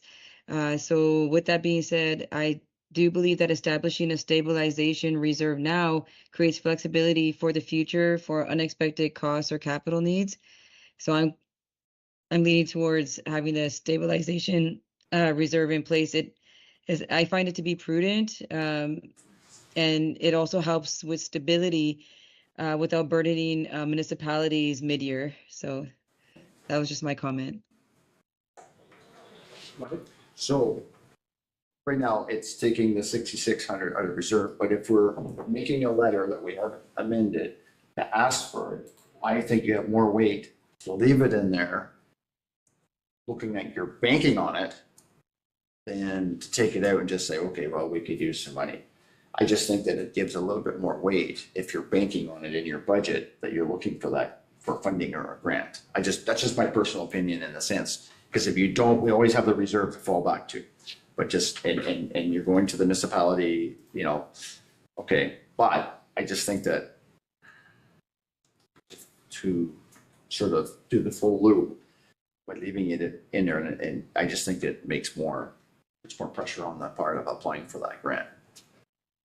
If I'm capturing that correctly. and as I said earlier, I'm either way.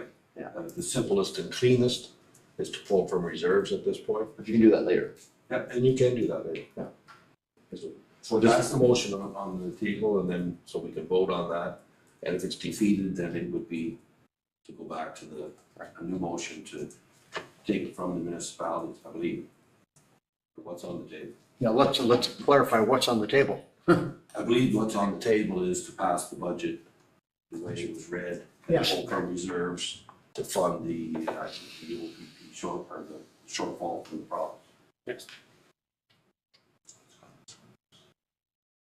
Because I will say, Mr. Chair, that yes, because we keep saying we're only adding 733 to the municipality. Actually, we're adding 5,733 to the municipality because of the shortfall of funding. So it's not just $733 that we're being asked to make up.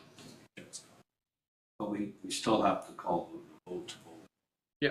Or yes. I'm agreeing with your reserve position. Okay, so we'll call it the motion's been read. Oh, go ahead, Carl. Thank you, Mr. Chair, through you. It sounds like it may be advantageous to pull that, the line that says the unfunded 2025 amount be funded from the Gravers OPP Detachment Board Reserve separately from the motion if we are debating whether or not that is the path forward. Through you, can you maybe just clarify better what you were saying? Are you looking for the 6,600 to be shown as a grant revenue? Yes. That's what you were referring to. Okay. Because I think that puts more weight on getting an application and see if we get money than just, yeah, we like some money. Yeah. Like you can, because then it, sorry, just for clarity, Mr. Chair, then it gives you that loop back to why we're asking for it, because we're budgeting for it. And it puts a bit more pressure maybe on our local MPP and our, you know, whatever. They may say no, but then at least we can show where we want it. So I think having it as a separate. But that's just my opinion. Go ahead. Through you, Mr. Chair, then, it sounds like, if I'm not mistaken, Carly, we would need to have an amendment to this motion to remove that line about the unfunded amount and then vote on that amendment, because as it stands, that's part of the motion currently. And I would just say, I highly doubt the province is going to be looking at our budget anyway when they're contemplating reinstating the grant. But so my preference is to go the clean route and just have that amount come out of the reserves now. I don't know that it's gonna carry any weight at all, over and above what we're saying in our letter.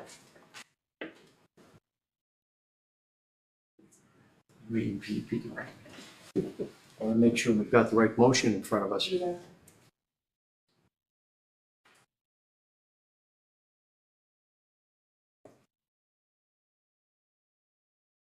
Well, we got some dead air. Yeah.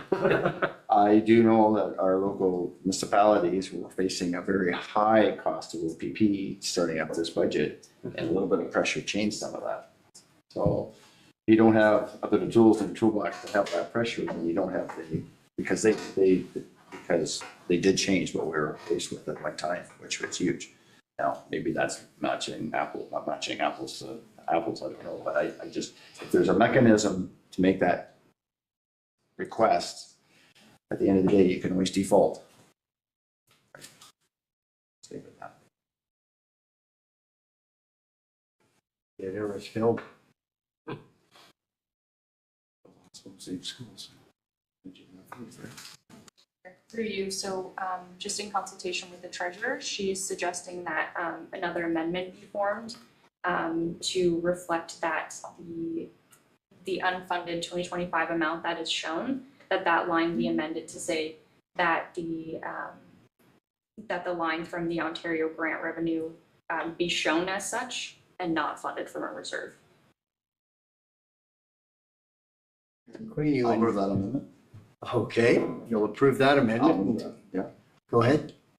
No, I'll second it. Okay, all in favor? Still not clear on exactly what we're doing here, We're voting on the amendment. right, to the amendment. Let's be clear. Carly, read the amendment, right, the motion, right from the beginning, just to be clear. Okay, Thank you, Mr. Chair. So the original motion that is on the floor without amendments reads that the Grey Bruce OPP Detachment Board approve the 2025 draft budget and that staff be directed to prepare a letter requesting the province of Ontario reinstate funding and copy all participating municipalities, the MP and the MPP for Grey Bruce Owen Sound, and that the unfunded 2025 amount be funded from the Grey Bruce OPP Detachment Board Reserve, and that staff be directed to circulate, upon approval, the 2025 budget to participating municipalities for information. Based on discussion, the treasurer has recommended that the line that reads that the unfunded 2025 amount be funded from the Grey Bruce OPP Detachment Board Reserve be amended to reflect it being shown as grant revenue as opposed to unfunded and funded from a reserve. that is what is before this board. And which that means we go back to each municipality for $733. Are you sure? So through you, what it would mean is you in essence are budgeting for revenue of 6,600 at this time that we are not anticipating to receive. The member municipalities are still contributing their 10,000. It may impact come the end of 2025 a surplus or a deficit for 2025. As we're likely We're allowed not to going do that?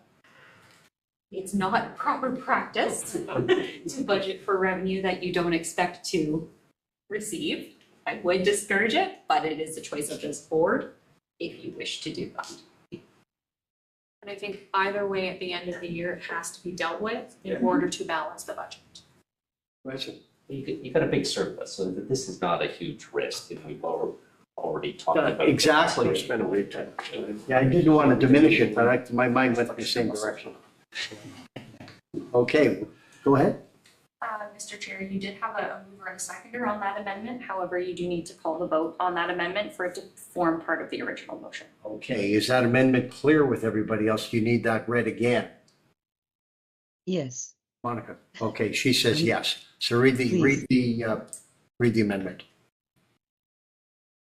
Thank you, Mr. Chair, through you. So the line that reads that the unfunded 2025 amount be funded from the Grey Bruce OPP Detachment Board Reserve has been amended to reflect that 2025 unfunded amount be shown as Ontario grant revenue and not funded from reserve. Okay. Thank you. All in favor? Opposed? We'll have to count. The number of hands seems to have passed. It passed? Okay. Motion is passed. Mr. Chair, the original. Now we vote on the original. Yeah, that's right. As amended. You want to read it to be clear? There you go.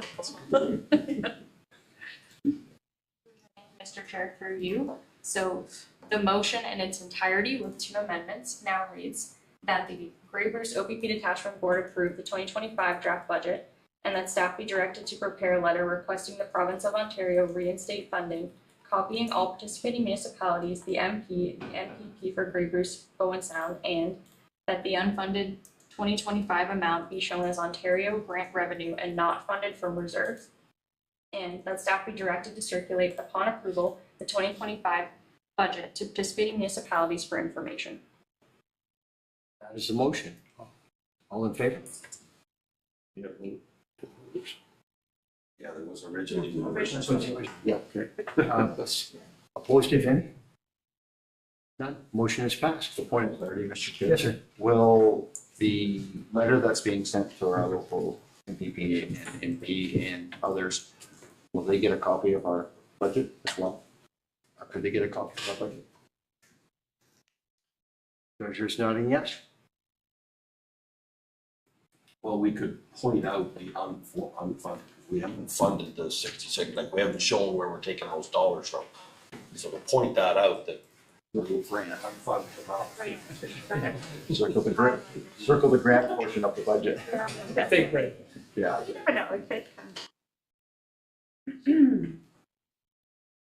We move on to the next matter. Take a 5-minute break. You want, yeah, 5-minute break? Sure. 7-minute break?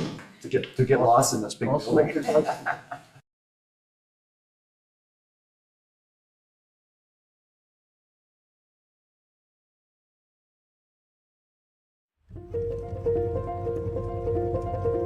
Georgian Bluff has a lot of activities to do. It's really nature driven, and it's like the community is very nice, very friendly. And a lot of the locals come here every single day and they think of it as their therapy. We're the Farouk family. We started farm on the lake, and the community, everybody around it, the support structure, the township has actually made us to who we are today. And now that we have this set up, this whole operation is well received by the community. People drive down from far, far away to do camping, glamping with us. A lot of people come from far away to see the goats, and they're really amazed. Sometimes we feed the babies in front of them.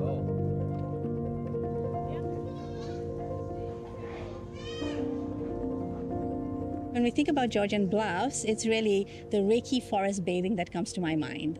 I'm a Reiki master teacher, and we were looking to bring our people for a retreat, and this property just popped up, and we realized that behind it's a beautiful forest.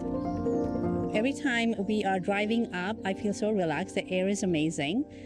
If you're an outdoor enthusiast, there's never-ending things to do. There's the hiking all over through the escarpment. There's the bay, the water, if you're into water sports or sailing. And of course, pickleball is growing fast and it's all over the place right now. So there's lots to do.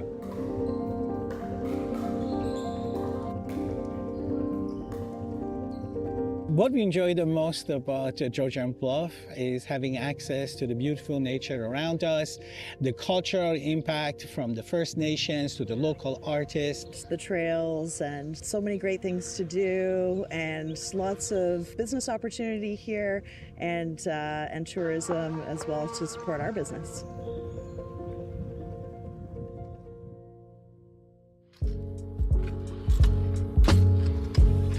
First off, what I love about the area is the scenery. It's absolutely beautiful. Like, it's right in the name of the municipality, the Bluffs. Another thing too that I noticed from living through here is all the small communities throughout Georgian Bluffs. They're very unique, and they might be very small, but we're very big with heart. Everybody looks out for each other, takes care of each other, and just the way locals support locals. So the ability to have a local business and prosper is very apparent here in Georgian Bluffs. people are more genuine here. People are more sincere. They're kind. They know the word please and thank you. It's the way life used to be. It's more simpler. You feel like you're part of something. The township of Georgian Bluffs as a municipality is proud to serve its residents, whether it be looking after infrastructure, looking after our roads, grading our gravel roads, looking after our parks, our trails, our community centres, our ice arena, or providing the services that residents rely on every single day when they come to our township offices. I'm proud to lead a team which is here serving the residents of Georgian Bluffs every single day.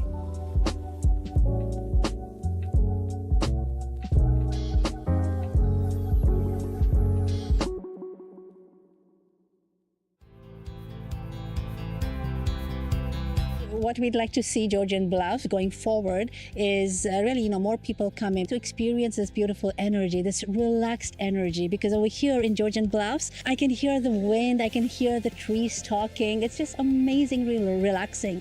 Welcoming more people, yet with the same foundation and principles of community, of respect, and of morals. It would be great for Georgian Bluffs to continue to support, nature and the beauty that we have here, and to keep our area clean and beautiful. I hope to see more local businesses, more sustainable living, and more families just moving up here and living and prospering off their land and their property. For me and my family, Georgian Bluffs means being close to nature. Having the escarpment to hike and the water of Georgian Bay at our doorstep is something that draws us to being part of this community. The family-friendly neighbourhoods, the fact I can connect with my neighbours and see them on the street and say hello, and I know the people I'm seeing each day, is something which for me is something I treasure and my family treasures about being in Georgian Bluffs.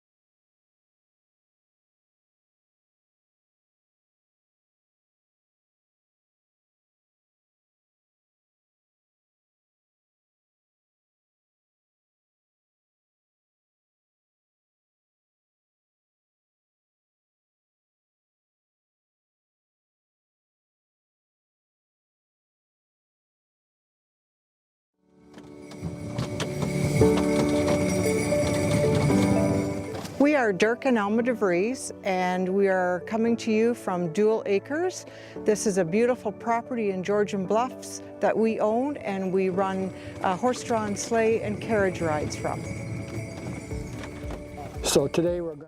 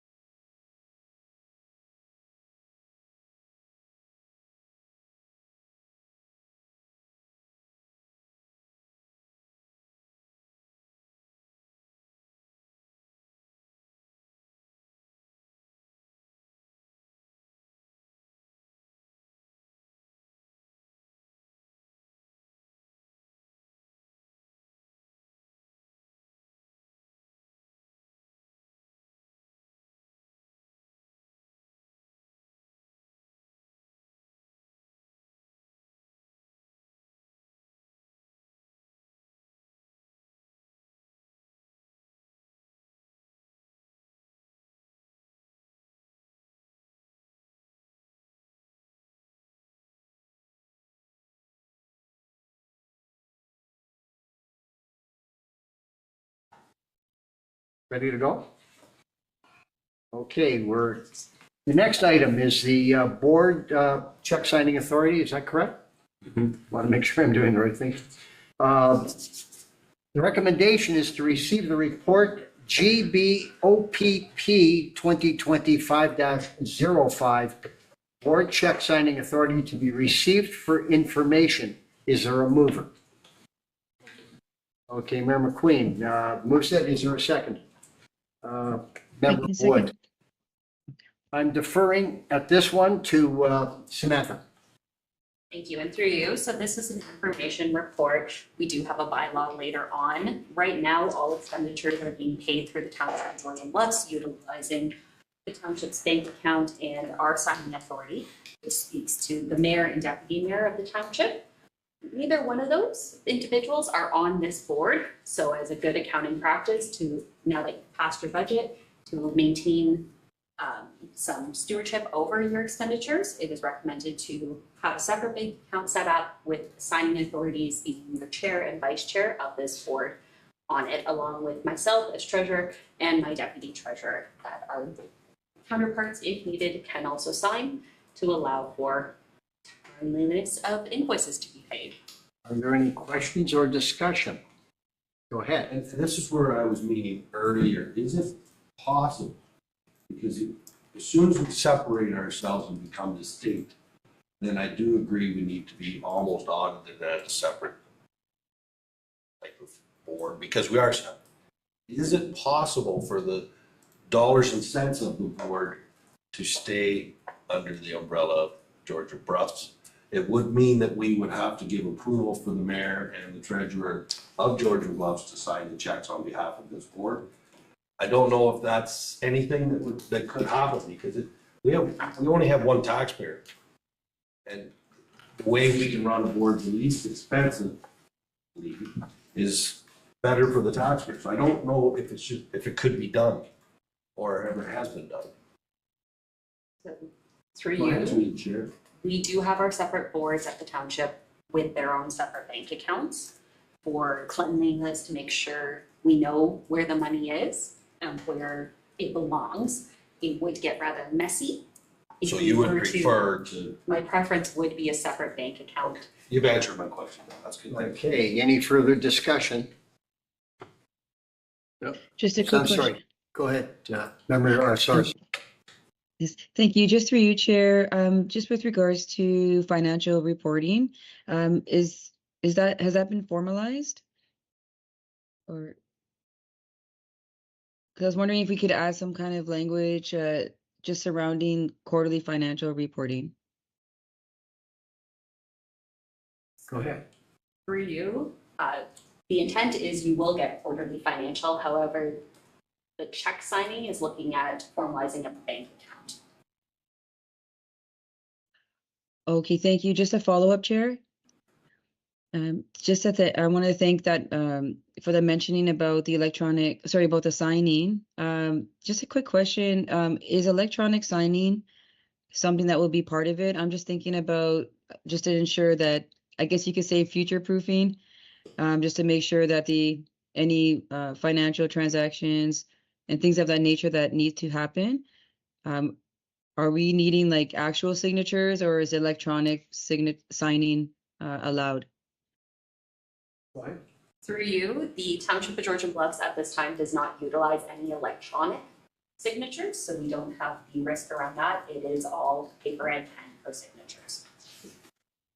Okay, it's just a consideration if needed for future. I thought just to raise the point, but totally understand. Thank you so much. Okay, go ahead. Thank you, Commissioner. Just as note, like for the municipal Grey Highlands, since COVID, I sign everything by DocuSign. So there is you can go that route. It just, because I can do it at any time on my computer, and I have to sign in and all that kind of stuff. But so you guys won't know about that. Well, Mr. Chair, it seems to me that with all due respect, and as a councillor, Georgian Bluffs, it's time for my municipality that I live in to get up to speed here, because this is the world we live in today. And the chair doesn't live just 2 blocks down the street. When you need a check signed, it's not going to be as easy. I'm a little closer, but it would make it so much easier if you need something and you have this provision set up, whether it could be set up because we are doing something separately, as we just discussed, for us, even though the township, if they don't want to do it. But is there any reason why we couldn't instruct and direct you to set that arrangement up for us? Because we are a separate entity functioning on our banking. So we don't need the council from Georgian Bluffs to approve the way we do business, do we? So through you, we could set that up. That would be a cost to the board, as it is not something that the township currently has. It is something we are investigating. From a township side, we are looking into it, but we're wanting to ensure that we do maintain the appropriate insurance around it and mitigate any risks with electronic signatures around that. We haven't formalized it yet, which is why, for consistency purposes, we are looking to keep the board at this time consistent with Georgian Bluffs. When and if the time comes that Georgian Bluffs does look to incorporate electronic signatures as being authorizing for bank purposes, we're coming back to this board to advise them of that change. So you're tying one to the other. In other words, our check signing would be obviously different than that of Georgian Bluffs. So if you went to electronic signing, or if you went to some other system, then that's the time to entertain it for the board. Is that it? Is that what you're suggesting? That would be my recommendation. If we were to do it now for the board, that will be a cost of the board, and it would not be covered under your finance and admin fees that you pay to Georgian Bluffs. So what's on the table today is. Can we get some more information then about what the cost would be? Are we talking about $100? Are we talking about $1,000? How big a deal is this financially to set this up for us? Even if the township doesn't want to do it, that's their choice. But if this board wants it set up so it's going to be more convenient with the reality of this coming from all over, the next chair and the next vice chair may not even be within a half-hour drive. So I think from a practical standpoint, we need to move forward with this approach. Go ahead. If I may, through you, Mr. Chair, we're happy to investigate it. As our treasurer has noted, we are doing that for the township as it currently stands. We do recognize that electronic signatures are easier to accommodate and likely the way of the future, as the board has indicated. At this point, the Township of Georgian Bluffs has taken on administration of this board.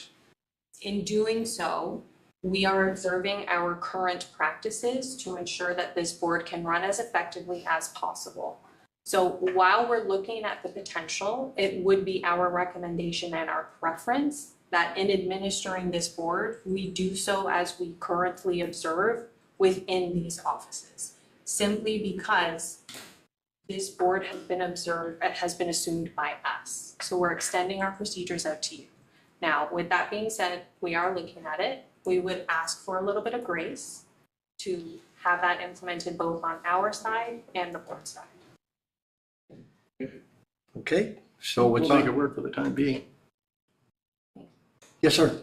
The other option is to run it as you do now as a department, and we trust that the reporting at the end of the year is adequate, and that gets away from deciding. It's status quo. In other words, they're investigating going forward with something else. We're not dealing with hundreds of thousands of dollars. I'm aware. Nor frequent transactions. Nor frequent transactions. Yeah. Nor unknown payees. Right. There's nothing here that's. I suspect what's going to happen is you might have 5 checks to say you're not going to sign one without signing a batch. Correct. Okay, so that just makes a bunch of sense. Just a quick question. Yeah. Go ahead, Monica. Oh, thank you. Thank you, Chair. So just with regards to the points that were made, I'm just confirming, I think it was just answered that we probably will not be having too many transactions. So I'm just wondering, that was my next question, like how many transactions will actually be projected? And I believe the D&O insurance would include protection against liability for actions taken in official capacity, including check signing. I'm not sure if there's a provision there or if that includes e-signing, because I know that is something that's new for Georgian Bluffs to be looking to adopt. Is that something that could also be asked when the time is right? If e-signing is also included, I'm not sure if it's one and the same.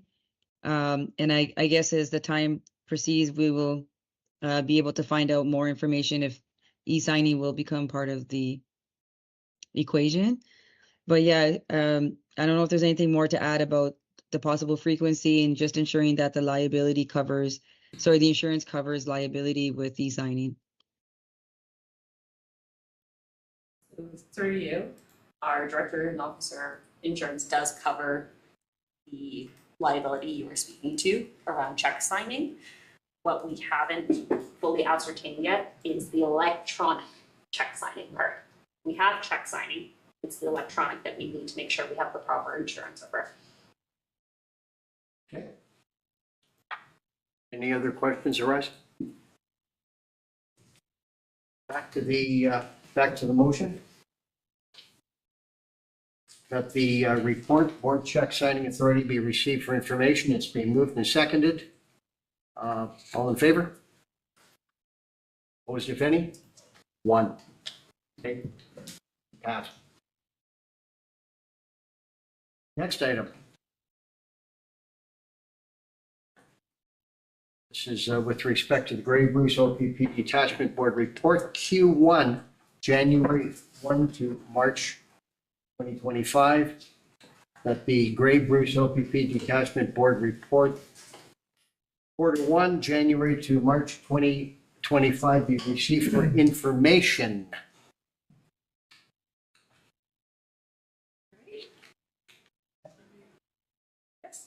Yes. Okay, thank you, everyone. I would like to start off by Just before you start. Do you move her? Yes. I can move it or You'll move, seconder? second, I can second. Seconded. Okay. Hey, Mr. McQueen? No, Monica. Oh, Monica, okay, thank you. Thank you. Okay. Thank you. Thank you, Mayor. I just want to start off by introducing my guest that I brought with me. This is Officer Alexis McNeil, one of our officers at Grey Bruce OPP. She is one that works closely with me and gathers all the stats for these reports. So I just wanted to bring her to one of the meetings to introduce her and so she can see how the meetings run. She's been to some of the individual police service board meetings, but this is her first one detachment board meeting. So page. She's a big clicker. Yeah, she's very good at the stats and she loves them, so. You say she was new? No, she's been, how long? 11 years police I officer. was gonna say that'd be really cruel to make this her first meeting. No. No, and she loves the stats, so. Yeah, so page 1 of the report, motor vehicle collisions. You'll note we have had 1 fatality so far this year.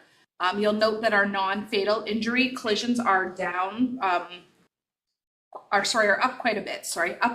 And I'm going to say that's likely weather related. With the first quarter of the year, we've had the winter weather, so more collisions and a bit more injuries, but not fatal. Those are just the non-fatal injuries. The next page speaks to the fatality. Like I said, there was 1 this year, which resulted in 2 people dying in that collision. It was actually in Southgate, and it was an intersection-related collision, so it wasn't a speed, which we often think of. It was an intersection-related collision.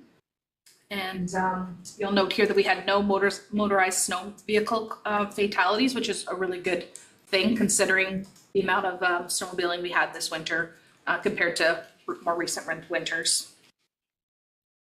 Moving to page 3.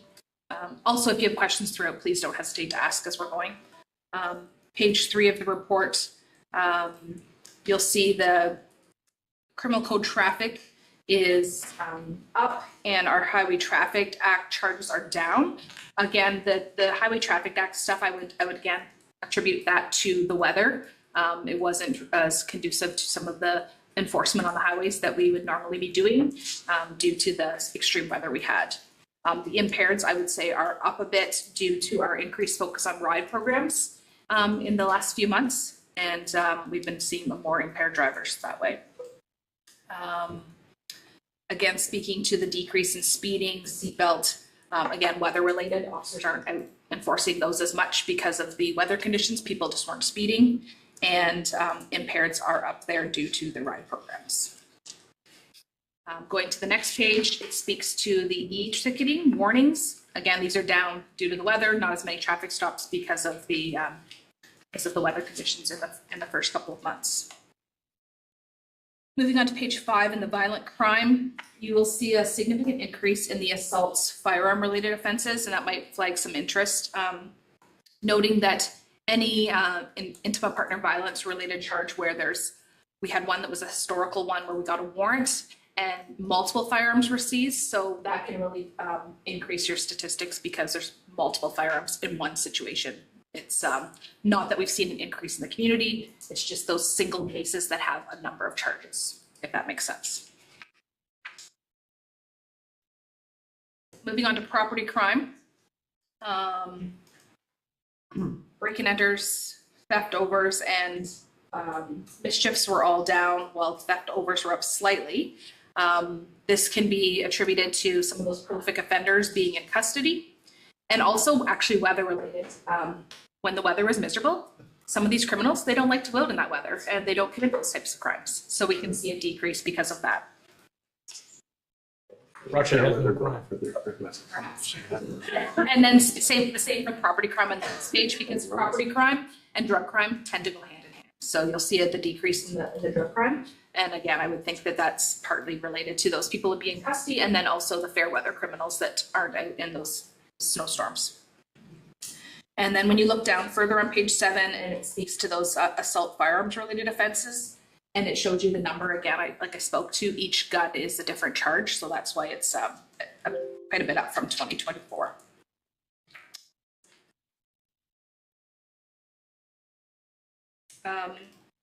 Page 8 is the other crime occurrences. Nothing significant to speak to there.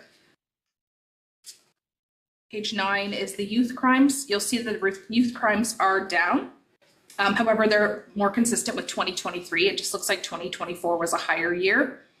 And I spoke to this, I believe, last month. It depends on the youth and when they age out and how many youth we have that are in that crime spree age. So 2024 was a high year, but we're back to our consistent level with 2023.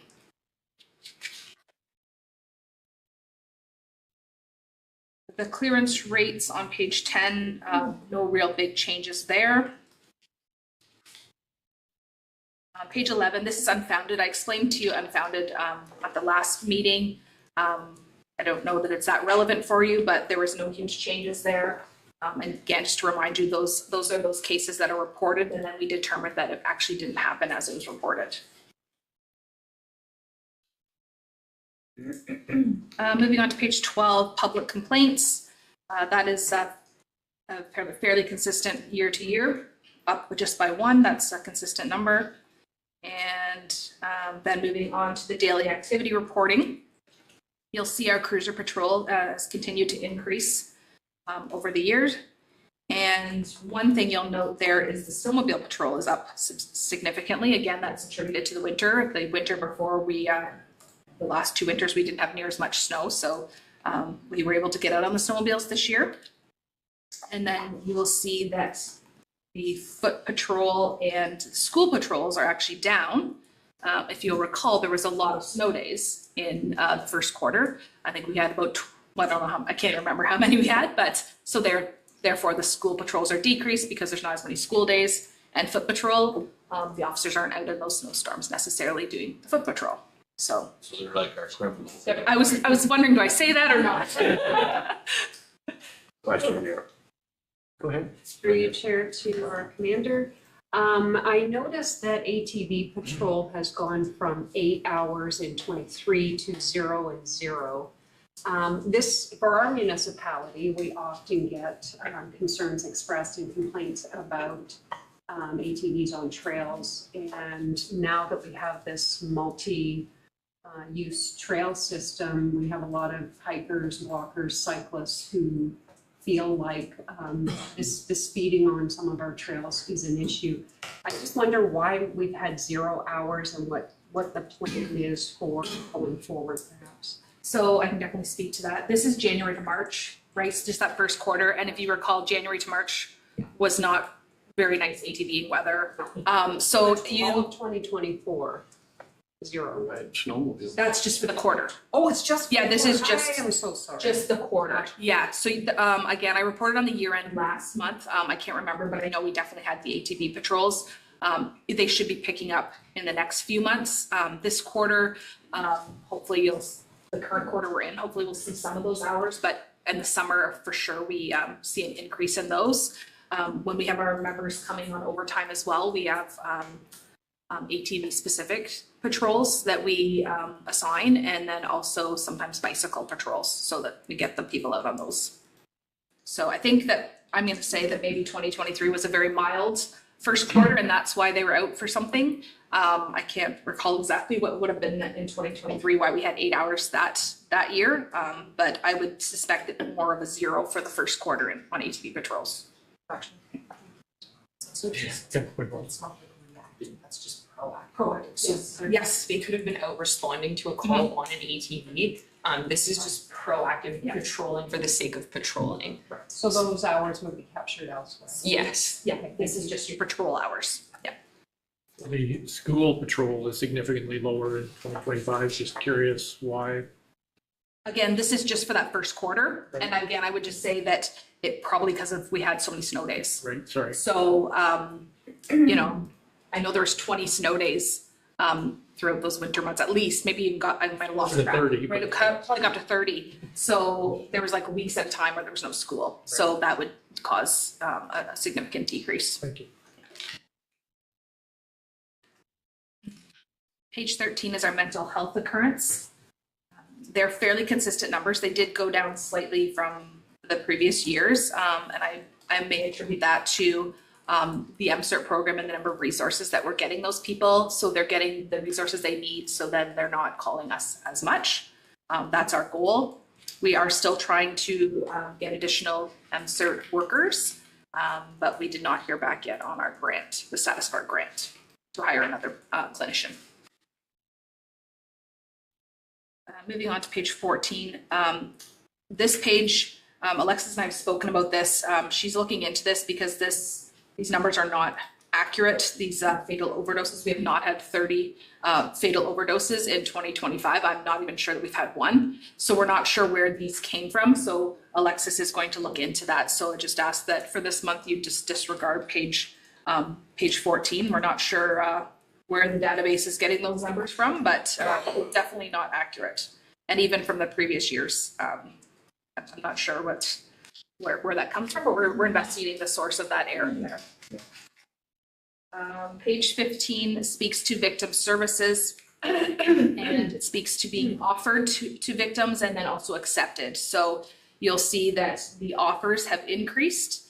However, the acceptance has been pretty status quo for the past 2 years. So we have 2 new detachment abuse issue investigators that oversee intimate partner violence crimes and other victim-centered crimes. So I would say that that's probably why they're being offered more, because they are there overseeing those investigations to ensure that they're properly handled. So that's why we see that a slight increase in the offering of the services. Acceptance, that's up to the person, obviously the victim, whether they accept the offer of victim services. And that is the end of the quarterly report, unless there's any questions. Chair, through you, one of the things that really stands out for me on the report, and it did last month as well, is the number of charges laid with respect to distracted driving. Very, very low. I know that, as we all probably do, that the province has chosen to make those convictions very serious, they're very substantial. Like I think the first conviction is $1,000 fine and you lose your license for 2 weeks, something to that nature.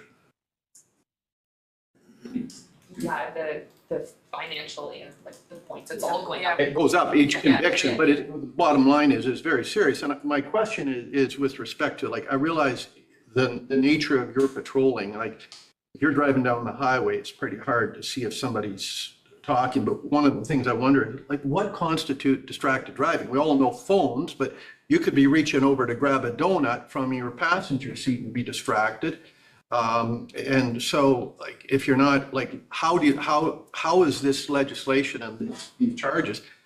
I spent the last few years in Florida, and down there, they don't have these. They're driving around with their phones at their ears and, weaving around, one hand on the wheel, and it's causing accidents, but yet your reports are suggesting that there's minimal amount of charges being laid. And is that because you can't detect it? I have to believe it's going on, but what's your take on all of this situation and where it stands? Yeah, for clarification, maybe the question is the definition that you're using in your report, distracted driving, referring to cell phones? So distracted driving that we would typically use is handheld devices. That's exactly what I was driving at. Careless driving is more the other, they were shaving while driving. doing other things. However, so distracted driving, I know exactly what you're saying. In my personal vehicle, when I'm driving, I see a lot of people on their cell phones, right? You see that. However, when you're in a black and white cruiser, unless they're very distracted, they tend to see you before you can get close enough to see the cell phone. Yes, we do have unmarked cruisers, but we still have a significant amount of marked cruisers. So typically, it's harder to see the distracted drivers unless they are extremely distracted, that they don't see that black and white cruiser coming towards you. So we do try to do, sometimes you're standing out on a corner, I remember doing that, things like that where you're on foot.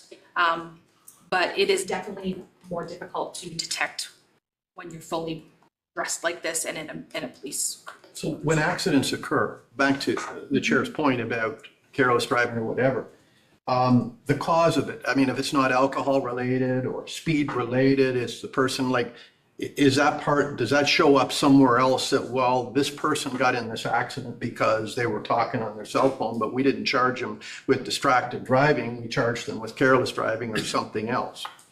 Yes. Maybe I can just clarify the question, where I've heard this misunderstanding over the years. Her terminology of distracted driving is if you just use the word cell phone, and that's a Highway Traffic Act matter. where there's something else, other types of what we'll call distracted driving, that may fall into careless driving, which is another section of the Highway Traffic Act, correct? Yeah, those are definitely two Yeah, sections. so it would be segregated. She's just using the terminology distracted, which relates to the word cell phone. And her discussion is over cell phones. Everything else might fall into a different section, driving carelessly. And that would be in another statistic. Well, that's what I'm wondering. How many accidents occur as a result of somebody on their cell phone? And is it possible through investigation to find out that that person was talking on the phone? You could go and check with the cellular company and say, yeah, at that particular moment, they were in the middle of a phone call. And I mean, most cars today have Bluetooth, so that they're not holding the phone. So that's perfectly legal. But that's what I'm wondering in terms of trying to get to the bottom of it and discourage people from driving and well, holding a phone, and you wonder why it has to just be a phone. Any form of distracted driving could cause an accident, but the I can world we speak live to in now. So yes, the one section of that report that I spoke to, that one fatal collision, how it had the cause was intersection related. So if we determined that it was careless or distracted driving, it would be accounted for there, and that's the cause of the collision. So there's lots of things we can do. We always get a statement from the involved parties. So if the witness there says, I saw that person, they were on their cell phone, then that would give us the grounds that we could charge that person if that witness was willing to come to court, right? So we can charge for a distracted, or, you know, if they say we were driving and they were all over the road, we can get statements from people, so we can charge people with careless driving, distracted driving in relation to those collisions. And as far as, you know, if there's, usually it's a fatal collision or a very serious collision where warrants are written, those infotainment systems can give us a lot of information. We just held our civilian police academy, and one of our reconstructionists, our traffic specialists, came and spoke. And I was amazed at the information that they can get. Basically, if you've ever driven a rental car and connected your car, they have all of your information. And it's incredible what they can get from those warrants. So, you know, those very serious collisions and the fatal collisions, we will write to the cell phones, they'll get right to the infotainment center and get all that information. They can tell if you were texting via, you know, Bluetooth or on the phone. They can tell if you were talking on the phone like this way, or if it was actually through Bluetooth. They can tell all of that through that system in those warrants. So yes, there is definitely ways to do that. Those, you know, your simple property crime or property damage collisions, probably not a warrant's going to be written because of the extension of time and effort that goes into those, and it's just the resources that would be put into it. But the injury and the fatal collisions, definitely we put that effort into them. Actually, on CBC this morning, there were, I think, City of Kingston was talking about destructive driving and that. So you should go back. You can go back and see those recordings that we're talking about this morning.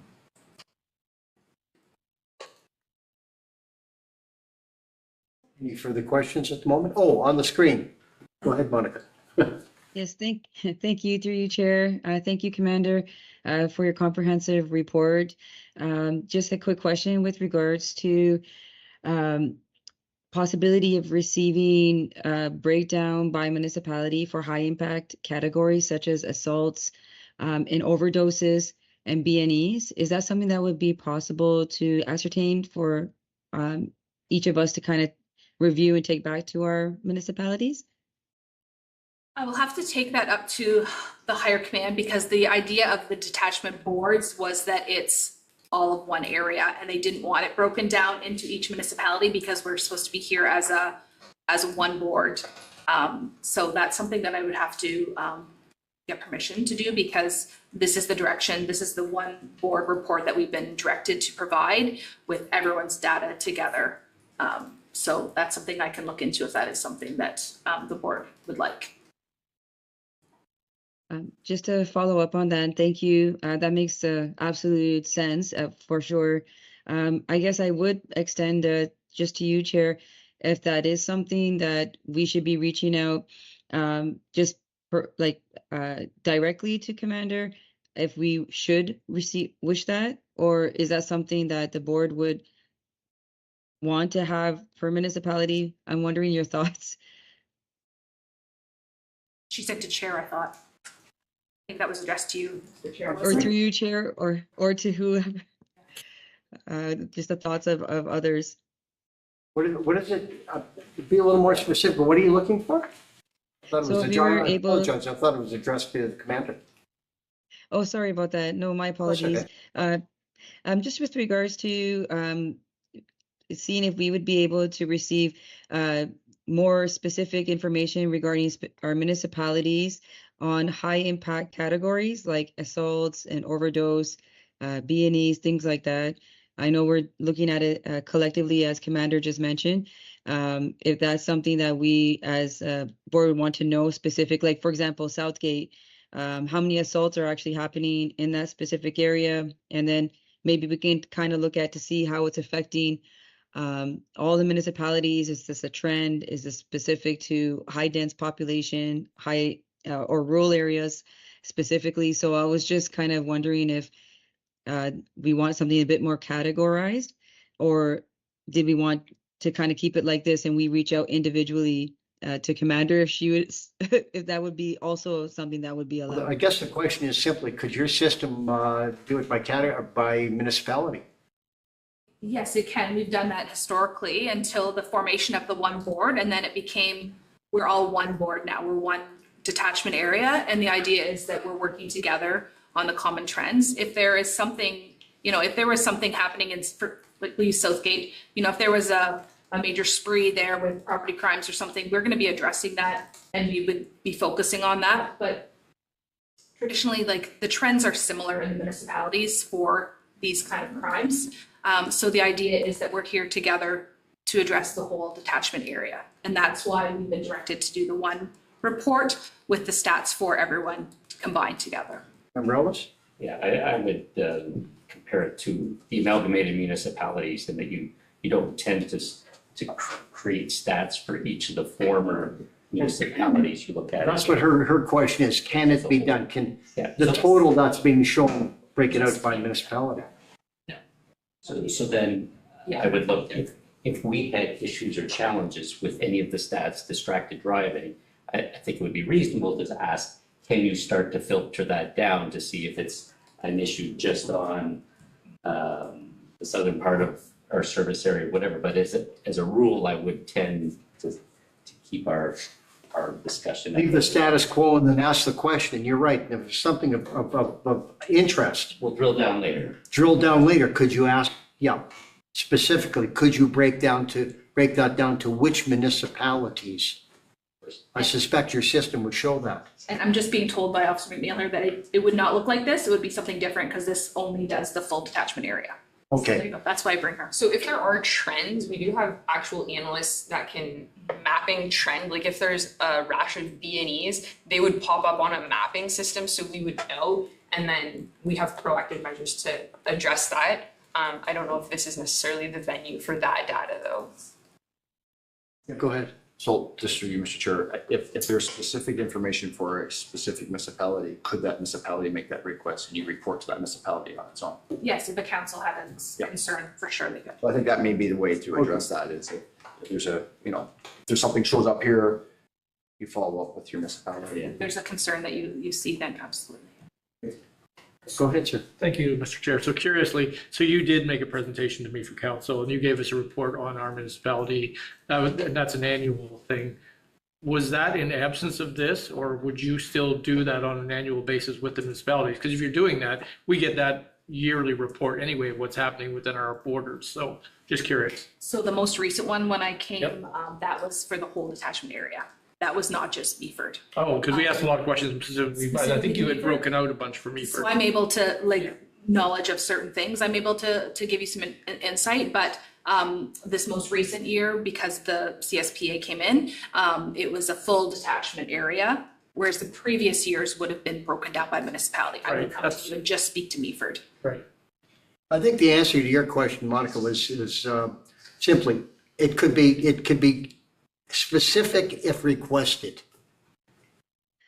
Yes, Chair, and thank you. Just to that point as well, one of the other reasons why I'm bringing this up is that we know that social media is really, something that people are turning to for news. And sometimes I find that having like the actual concrete numbers to provide to the public if it's asked, that some may be saying like, oh, we're having so much more of this or that happening in terms of crimes, but we can maybe give some statistical information that no, actually, is being reported on social media a lot, but it's actually not as bad, or yes, it actually is increasing. So it's kind of like just getting that clear line of sight when speaking to the public, and that was just one of the reasons. Just with Southgate, I know that there's a lot of questions right now, buzz about property crimes, break-ins, car doors being opened, some issues at parks where there might be some what may look like youth or young people or people in general misusing the parks, and some assaults or things of this nature, and it's just flying all around. And then we do have that strip of Highway 10, but I'm not sure if that's part of our municipalities because it's leading up to Southgate, which is where the windmills are, where you just north of Shelburne. And there's a lot of that's a two-way street. So there's a lot of these questions coming up, and I don't know if they're specifically reflective of the increase to the way the social media is showing it, or do we actually have concrete numbers to show that there is an increase, but maybe not so much. So just trying to keep the alarm down, and but still addressing what needs to be addressed. So that's just kind of where my questioning was coming from, being on Shawgi Mobility. And thank you for your indulgence. Just so I can help to give context to my comments, is that the Shawgi Mobility that I'm a part of, we do have the breakdown for each municipality, but I know we're a detachment. It's a total separate thing, but it's kind of good to kind of see the numbers at times, that what's happening in each location, and gearing it from there. So I guess that's where my thought process was coming from in terms of looking at the numbers. But I do agree with the member that mentioned keeping like a high level. I don't know if there's an insert that could just be put in to the report, but not necessarily spoken to unless it's requested, or we go to the municipalities, just as Mayor McQueen was saying it. So I kind of said a bunch of things at once, but that's just what my thought process is. Okay, thank you. So if I could just speak to that. So I think you can still take the report that I provided you with the general trends for the attachment area. And if you are finding that there's some kind of spree or crime trend in your area that you want me to look at, I can look at that. But also I would speak to everyone on this. Make sure that people are reporting these crimes. Sometimes it's on social media and it's like, oh, there's this huge crime spree, but then people aren't reporting it. There's talking about people in the parks or people, opening doors. But then if they don't report it to us, then we're not aware it's happening. So I think that's a good message to deliver to people that are coming to, probably mostly the councillors, the municipal council, is, are you reporting it to the police so that they're aware? Because if we don't get the reports, we might not know it's an issue. Thank you. Just a question on one thing I can take from OPP is very important, is intersections. If we have a certain intersection within our municipality where there's been too many accidents and something needs to be addressed at that intersection, would you be dealing with us individually, or would you be bringing that to the board, that if you felt that something needed to be addressed at an intersection, how would I get, or would we be asking you? So I don't know that we have any, since I've been here, there's been no trends on specific intersections that are of note that I can think of. I've had to do an audit inquiry, I believe, for Grey Highlands regarding a intersection, and the data is available to us through collision reporting as well as through citizen complaints. So if there is a particular intersection, you can call that in. I'd crunch some numbers, figure out what the actual reality of that intersection is, and then we could go from there. I think the last one that I did, it was reported that it was this super deadly intersection that all kinds of horrible things had happened at, and I think there was one collision in 25 years. So it's again, much like looking at the data, see if it reflects the reality, and then you can put out the fire that way. That's what I was meaning, is we generally get the complaints that this is the worst intersection that you ever And then when you actually look at the police records of it, really, there has been nothing. It's similar with speeding complaints. Sometimes we get, well, often we get it where, oh my gosh, everyone's speeding so fast on this road, they're driving, whatever, and it's perception. So then we put our speed spy up there, rather than putting our resources and officers there, we put the speed spy up to see if it is genuinely an issue. And a lot of times it's not, it's perception, right? So we can do those kind of things for sure. But you'll deal with the municipality individually or that area individually. It's not like you're bringing that report to them. I think that's the best way, Okay. yeah. Yes, just a question and query, and I mean, this is a new board, we're getting up and running.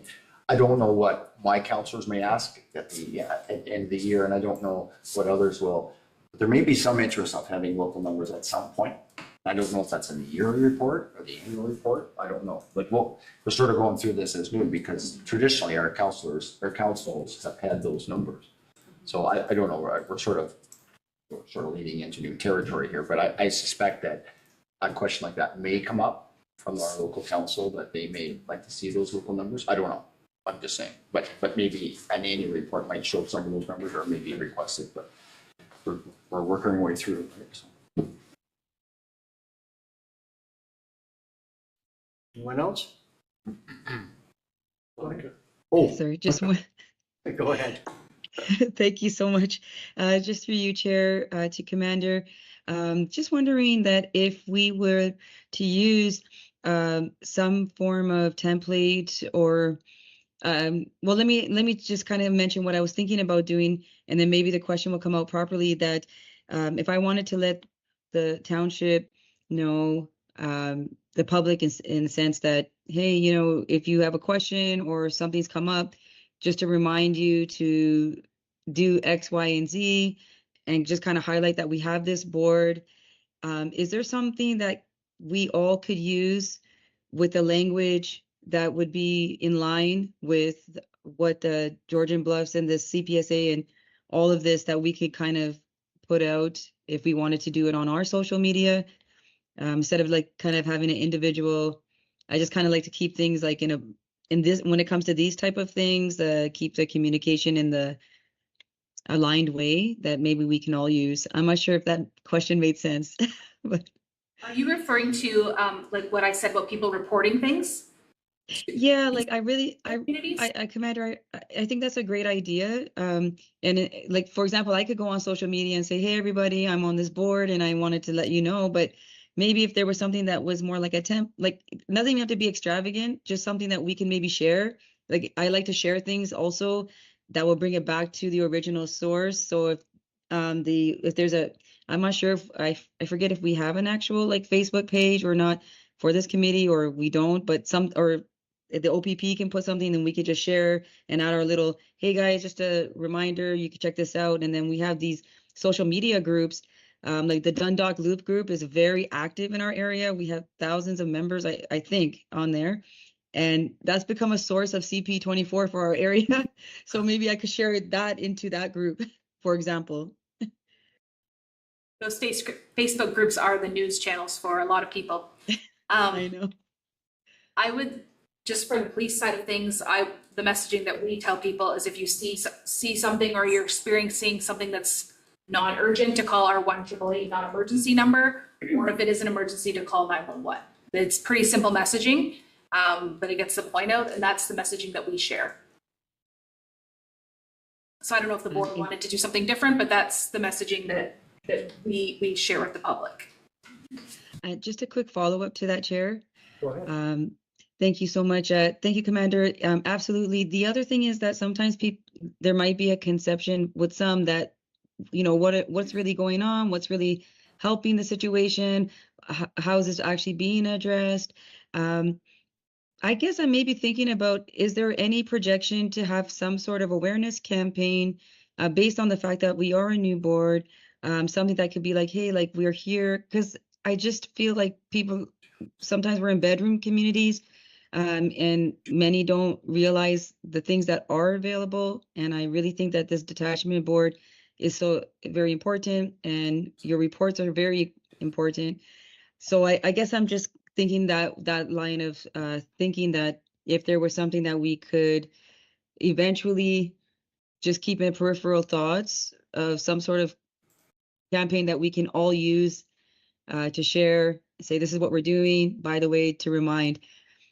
Sorry, I'm in business engagement specialist, like, and I get into marketing and stuff. So I guess that's where my mind is going for getting public awareness, public consultation and things like that. But I hope I'm not putting like what do they say, buggy in front of the horse or whatnot. Because we're just starting out, so. I'll let the board speak to that because that's the board's, what they want to do. Anyone? Go ahead. I just said that we're new. This is our third meeting. We just got past our budget, so we're sort of trading through. But I will say probably there is an avenue that people in our region has concerns on. They can delegate to this board too. That's not, I think through our procedure bylaw. Is that not true? Are you, Mr. Chairman? If I may, yes, people are welcome to come and participate through delegations or public participation through the board.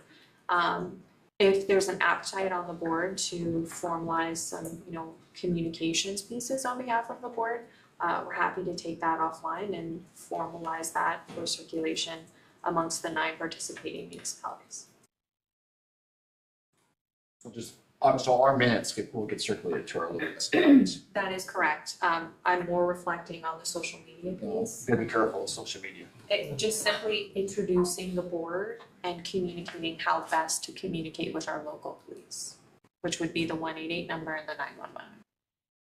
And of course, that would be shareable by the 9 participating municipalities. We do not yet have an active social media presence for this board.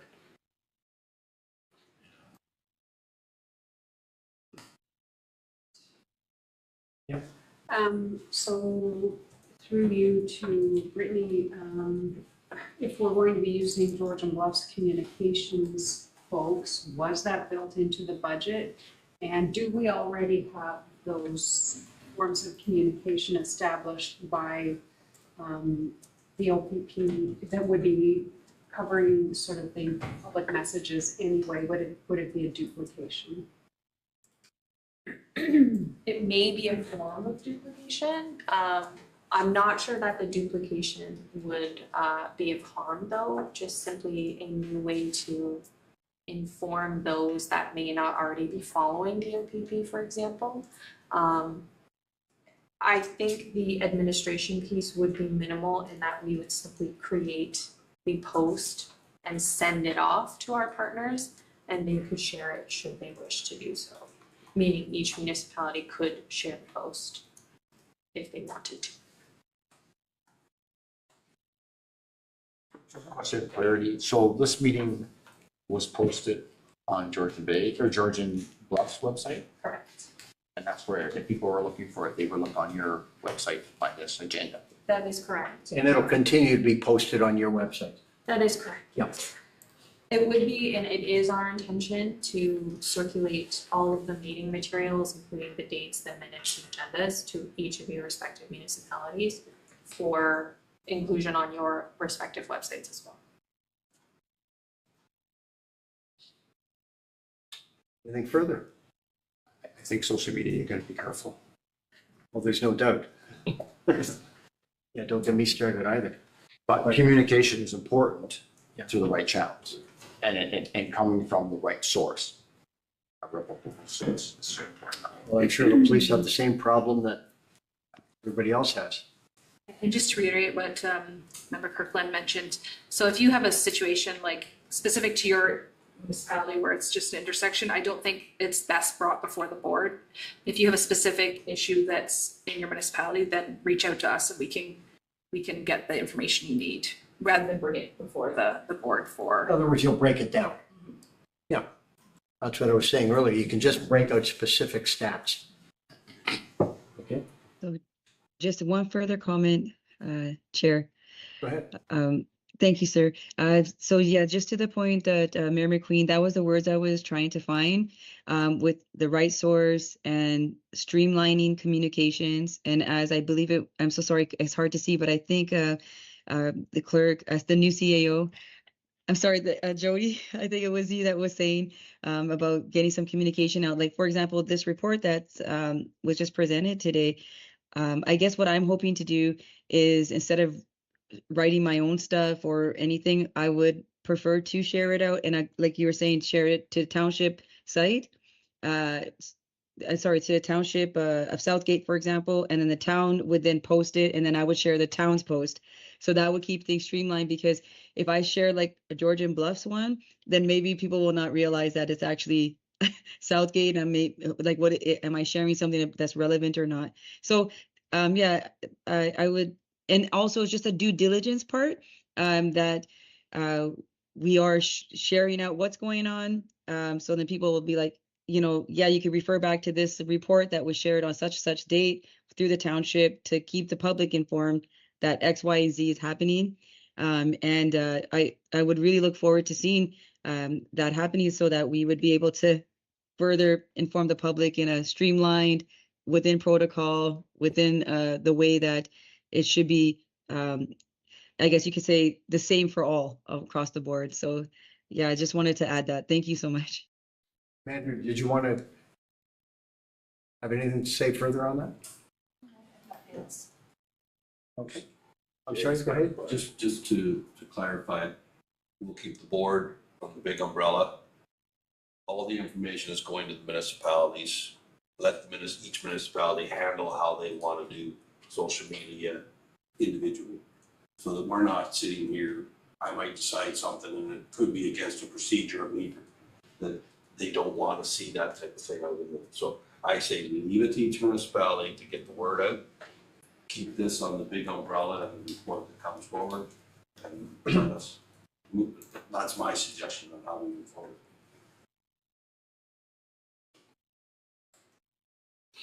Thank you. Okay, we beat that one up. Let's go back to the motion.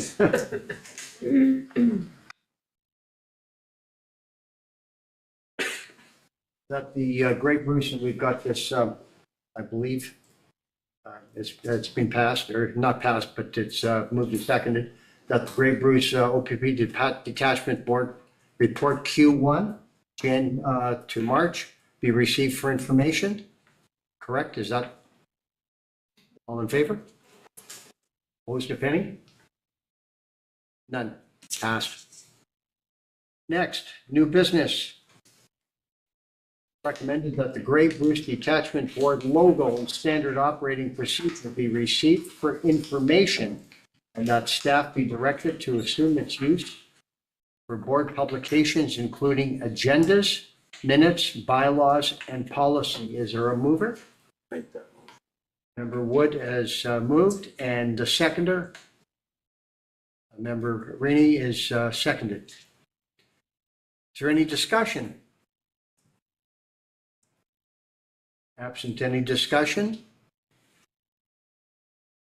call for the vote. All in favor? Quickest motion so far. Wasn't it? Opposed, if any? None. Passed.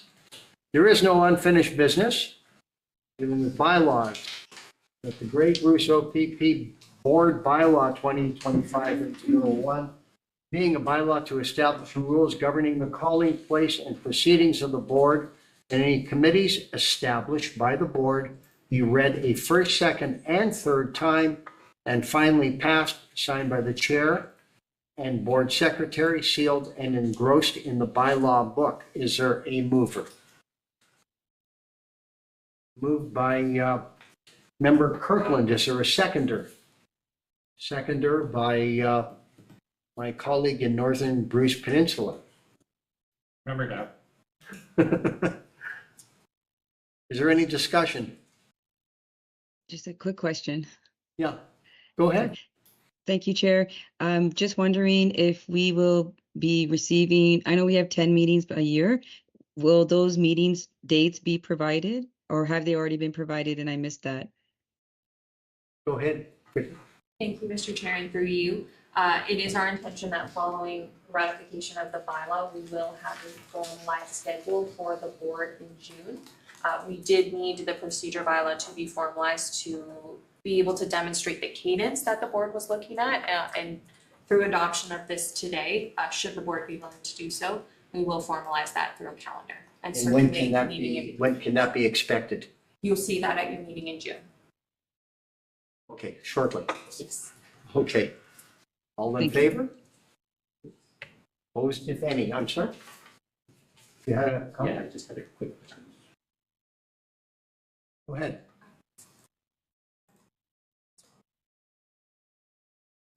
So I think it's the third time I've seen this document. Is it possible to black line changes when big documents like this are retabled as opposed to going through the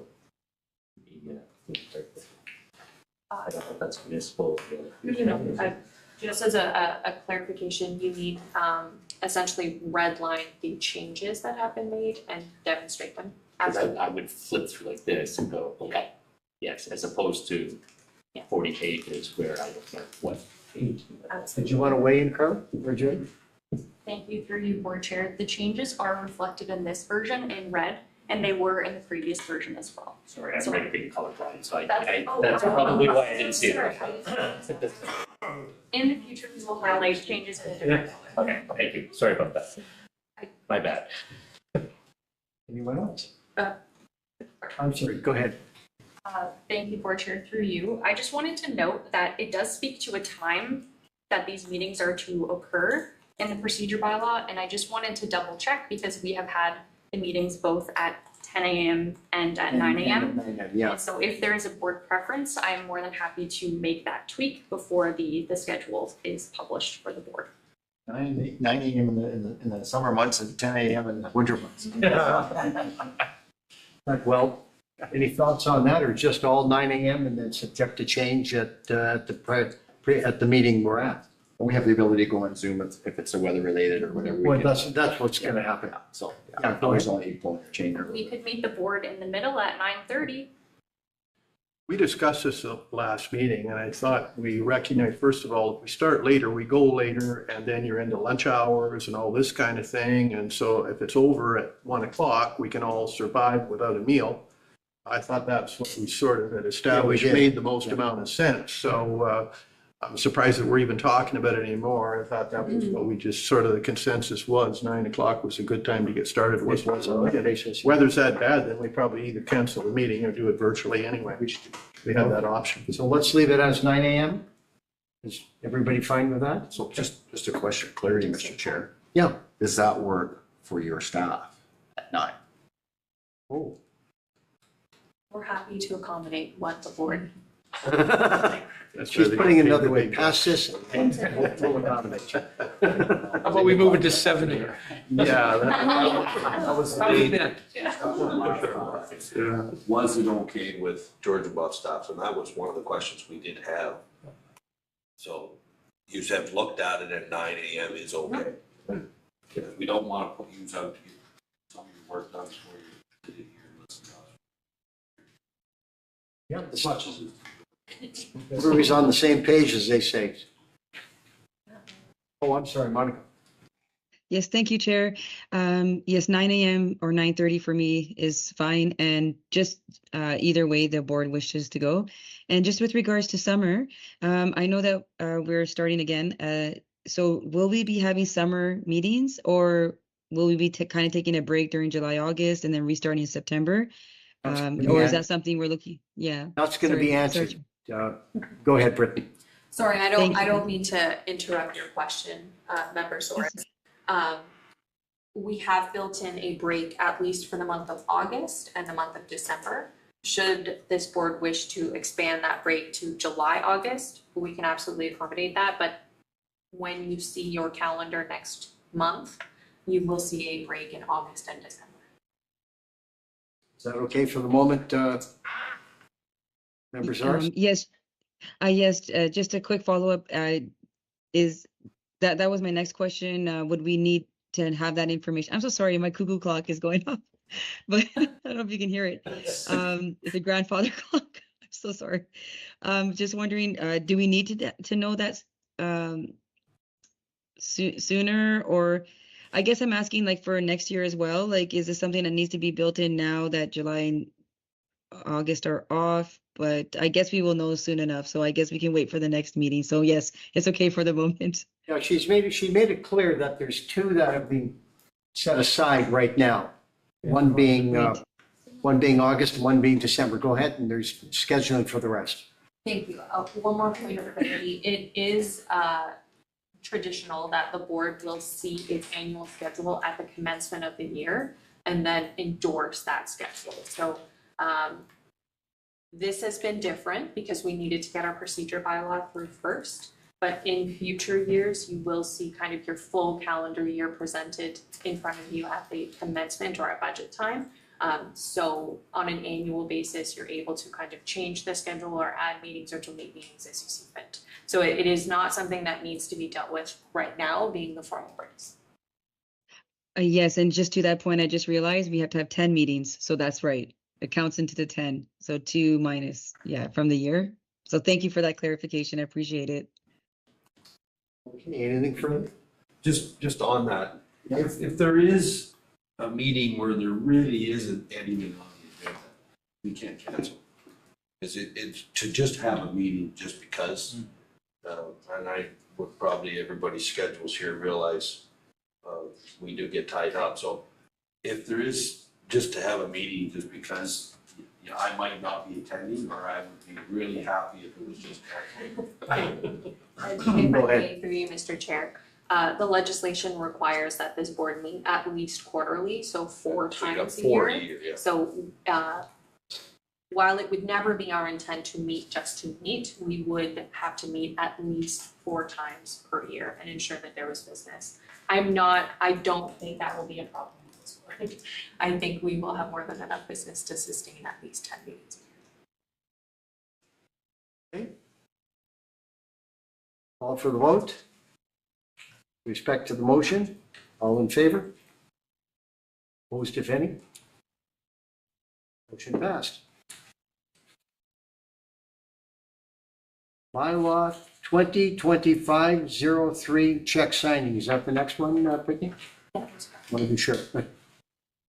That Grey Bruce OPP Board Bylaw 2025-03, being a bylaw to appoint signing officers for check signing purposes for the Grey Bruce OPP Detachment Board, be read a first, second, and third time, and finally passed, signed by the chair and the board secretary, sealed and engrossed in the bylaw book. Do we have a mover? Mover McQueen. And do we have a seconder? Seconder Kirkland. Thank you. Is there any discussion? No discussion? All in favor?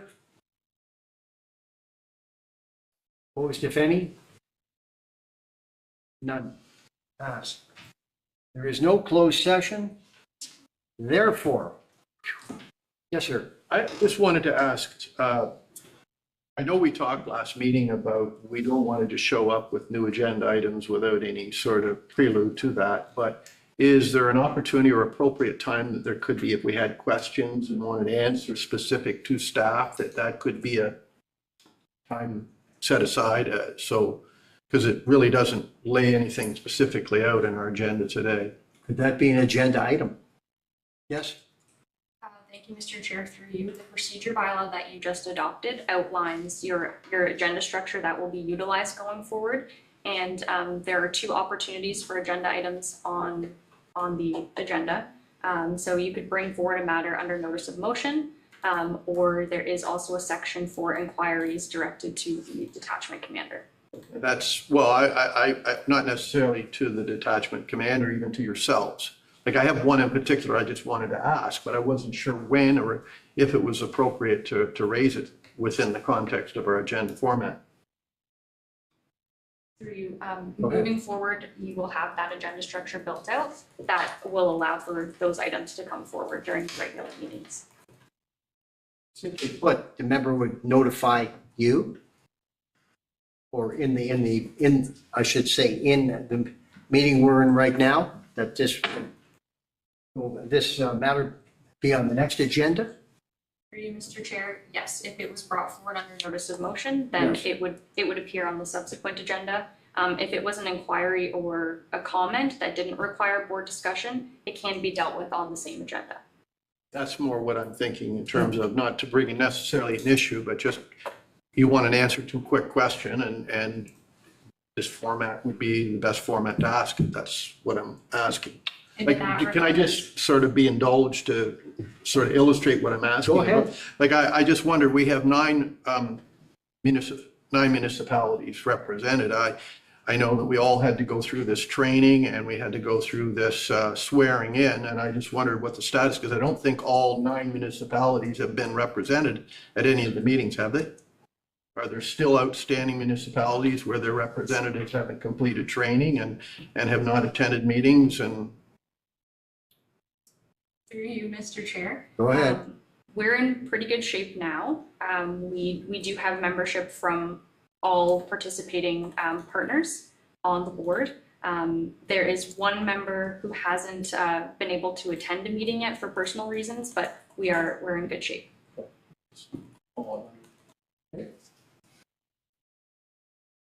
Yes, sir.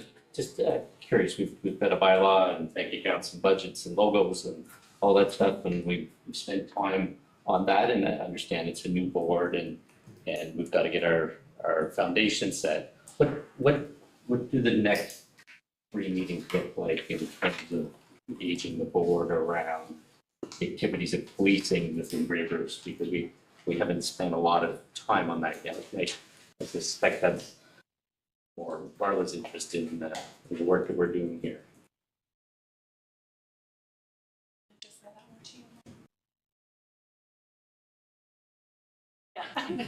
But I don't think the purpose for meeting is to gather budgets and approve logos. I think it was around policing within our communities, and we've seen some stats, but we haven't spent any substantive time on what I believe we're here to spend time on. And so I was wondering what the next 3 meetings look like. Not having ever sat on a police services board, so please indulge that question from that perspective. What items are on the next agenda? What's proposed? I'll speak from an administrative standpoint. We have our electronic participation policy that's coming back now that we have amended our procedure bylaw. We have our board calendar. And we're working on an amended territorial acknowledgement policy as well for the board. So more policy work. More policy, yeah, and that's what I offer you. I offer you policy. And But that's not what we're here to do, right? What can we do to help you? So And I appreciate your knowing your role too, so there's some finding So around here. I've been to the police service boards before, and usually they were, some of them, it depended on, each one was different on how often they met. And it's giving them the information like I have provided. And then how it was set up there was we would deal with any kind of complaints they had or issues they had in their municipality, and we bring it to us, bring it to our attention. We can do seasonal updates, like things like, essentially it's what the board's looking for. Speaking to our next meeting, June, I won't have a report to provide because the month of June won't yet be over. So I won't have that quarter report to present. But something that could be provided if it's of interest, and I would imagine it would be to each respective municipality, is the additional staffing and supports and resources that we'll be bringing in for the summer, just to kind of let you know what we're bringing forth. And then when we do meet next, be it July or September, you could possibly respond to how those resources affected your communities and assisted in that regard. There will be numbers and statistics to support that in terms of like patrol hours, officers deployed, those kind of things. But we can give you an anticipation of what we're going to be providing for the summer, and then you could respond back. I think that would maybe be, I can't think of what else for the summer is going to be novel to you. Yeah, so hearing from you, what are the issues that we're seeing in policing in Grey Bruce specifically? What's the evidence or best practice that exists within this within the policing world in terms of how to address it. And here's how we plan to address it within this geographic area. And as you said, that here's how we're going to deploy resources, and seeking some advice or input from this group that makes sense based on what we know in our municipality. That kind of dialogue was what I was expecting, but I'll probably lose my patience if it's a lot of policy work every meeting that we get together, because that doesn't seem to be speaking to the reason that we're here. But maybe I completely misunderstood what I was signing up for. Where are you putting it? Mr. Chair. Okay. Go ahead. I was just gonna say, we're probably gonna crawl before we walk type of thing as a board, but that'd be some good takeaways from those that are going to the conference, ask those questions. And I'm thinking, from the OPP side, there may be a report on human trafficking, or there may be other things they want to focus on, or get some for information or educating us that we carry back to our municipal councils. I think we're going to learn as we go along, but I think it's also, as I asked the question, if there are community members that have issues, they have the ability to delegate to this board as well, right? So thinking back to when I was on our municipal police board, there was, I don't know, there just seemed to be things that seemed to come up. Sometimes it was a light agenda, sometimes there was more presentations, sometimes there may be presentations that may be happening, recognition as well. So, but those are very good things that when you go to your conference to sort of take back or glean as well. Talk to your colleagues when you're at those things too. Well, yeah, when I looked at the agenda, they have all the breakout sessions, but there's interaction. That's what, I guess, to put it simply, why are we here? What's our purpose? What is it that other boards do? And that opportunity, I'm hoping will provide us with that exchange of information, and the breakout sessions and the topics that they indicate are there look very relevant to exactly what we're talking about here. And so I think it's unfortunate if everybody had the time that we all couldn't go, because I think it would be great. But I assure you that myself, I know you said the same thing, Kathy, and Cody's coming with us. We'll come back hopefully with the report. You're paying the toll, so at least we can do is come back, at least for me, and make a report and sort of hopefully give you some sort of an indication that's helpful in that regard as to what we all are, what others are doing, that is fruitful for those board members that have been doing a lot longer than us. Do you get any guidance from your commanders or from the OPP around best practices with respect to reporting to a police services board or engaging with communities? So essentially that report that I give, that's what is our requirement to the board. I was just going to speak to this, might answer some of your questions. So we have a detachment board annual report. So that's what are our priorities for policing in our area.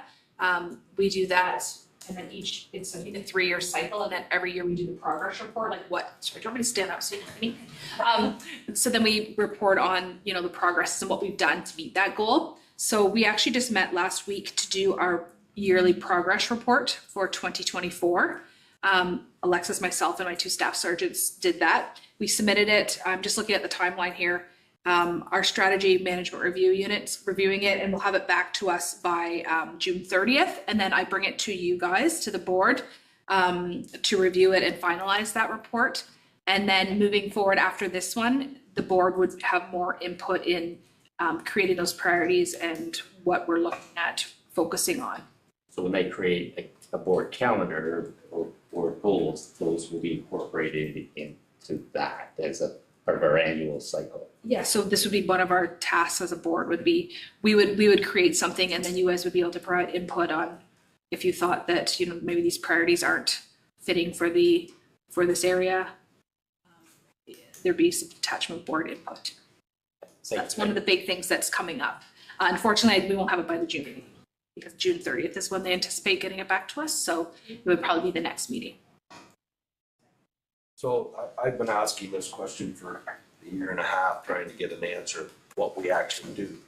So you're saying that you will take direction from this board on what we feel you should be focusing on within your report? We will take your input. Right. Yes. So you won't take directions from us. Correct, And yes. that's my understanding. So we can make suggestions, and if you feel they're warranted, then you could take that forward. But if I said, I don't want spot checks anywhere in our detachment area, you're more or less gonna tell me go fly a kite. I would probably say it more politely. Yeah. Mr. Chair. So Mr. Chair. He's got the taser. You don't. Mr. Chair. So, Marla, if I may, because policing is a reactive, is more so than proactive.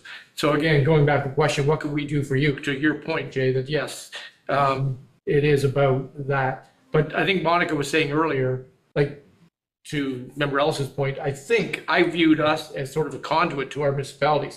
So if you're doing programs, then you should be letting us know that we can go back and communicate to our municipalities so then we can spread the word accordingly. So I see this as being a very communicative exercise where, and I don't know how much proactivity you're kind of aiming for, but I would hope that that's something that we would be able to utilize to go back to our own people and say, okay, OPP is doing this, and let's get that message out there. Because again, that's where the disconnect tends to be with the public is, I don't know how many people in Meaford really even know this board exists. So really, it's a disconnect in communication. But I'd really love to be able to go back and say, there will be a report that comes from me out of this that say, here's everything we did. But come this summer, it would be lovely to go, yeah, well, the OPP is planning, and that we want to get that information out there. That's more what I kind of see my role as being here as a conduit. Or as one of our members mentioned to me at the inaugural, what about the members attending, I wouldn't use the word meetings, but going to the schools and sharing what the police do? I don't know if you're still doing that or not. So you mean like actually in the schools? Yeah. So officers are not in the schools. We used to have officers in certain schools. That's no longer happening while there's a review on that. We still are invited there at times and go and do presentations as requested. But there used to be a school resource officer position that is no longer in place while this provincial review is happening due to the feedback and a lot of communities didn't like having the police in the schools, so they're doing a provincial review of whether it's beneficial and whether it's wanted to continue. Well, what I was driving at is maybe you can take over from that, Gary. You know what I'm talking about.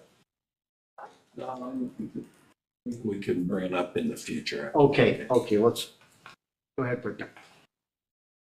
I'm hearing the conversation around the horseshoe, and I reflect back to our municipal councils, and they're driven by their strategic plans and they're driven by the goals that are set within them.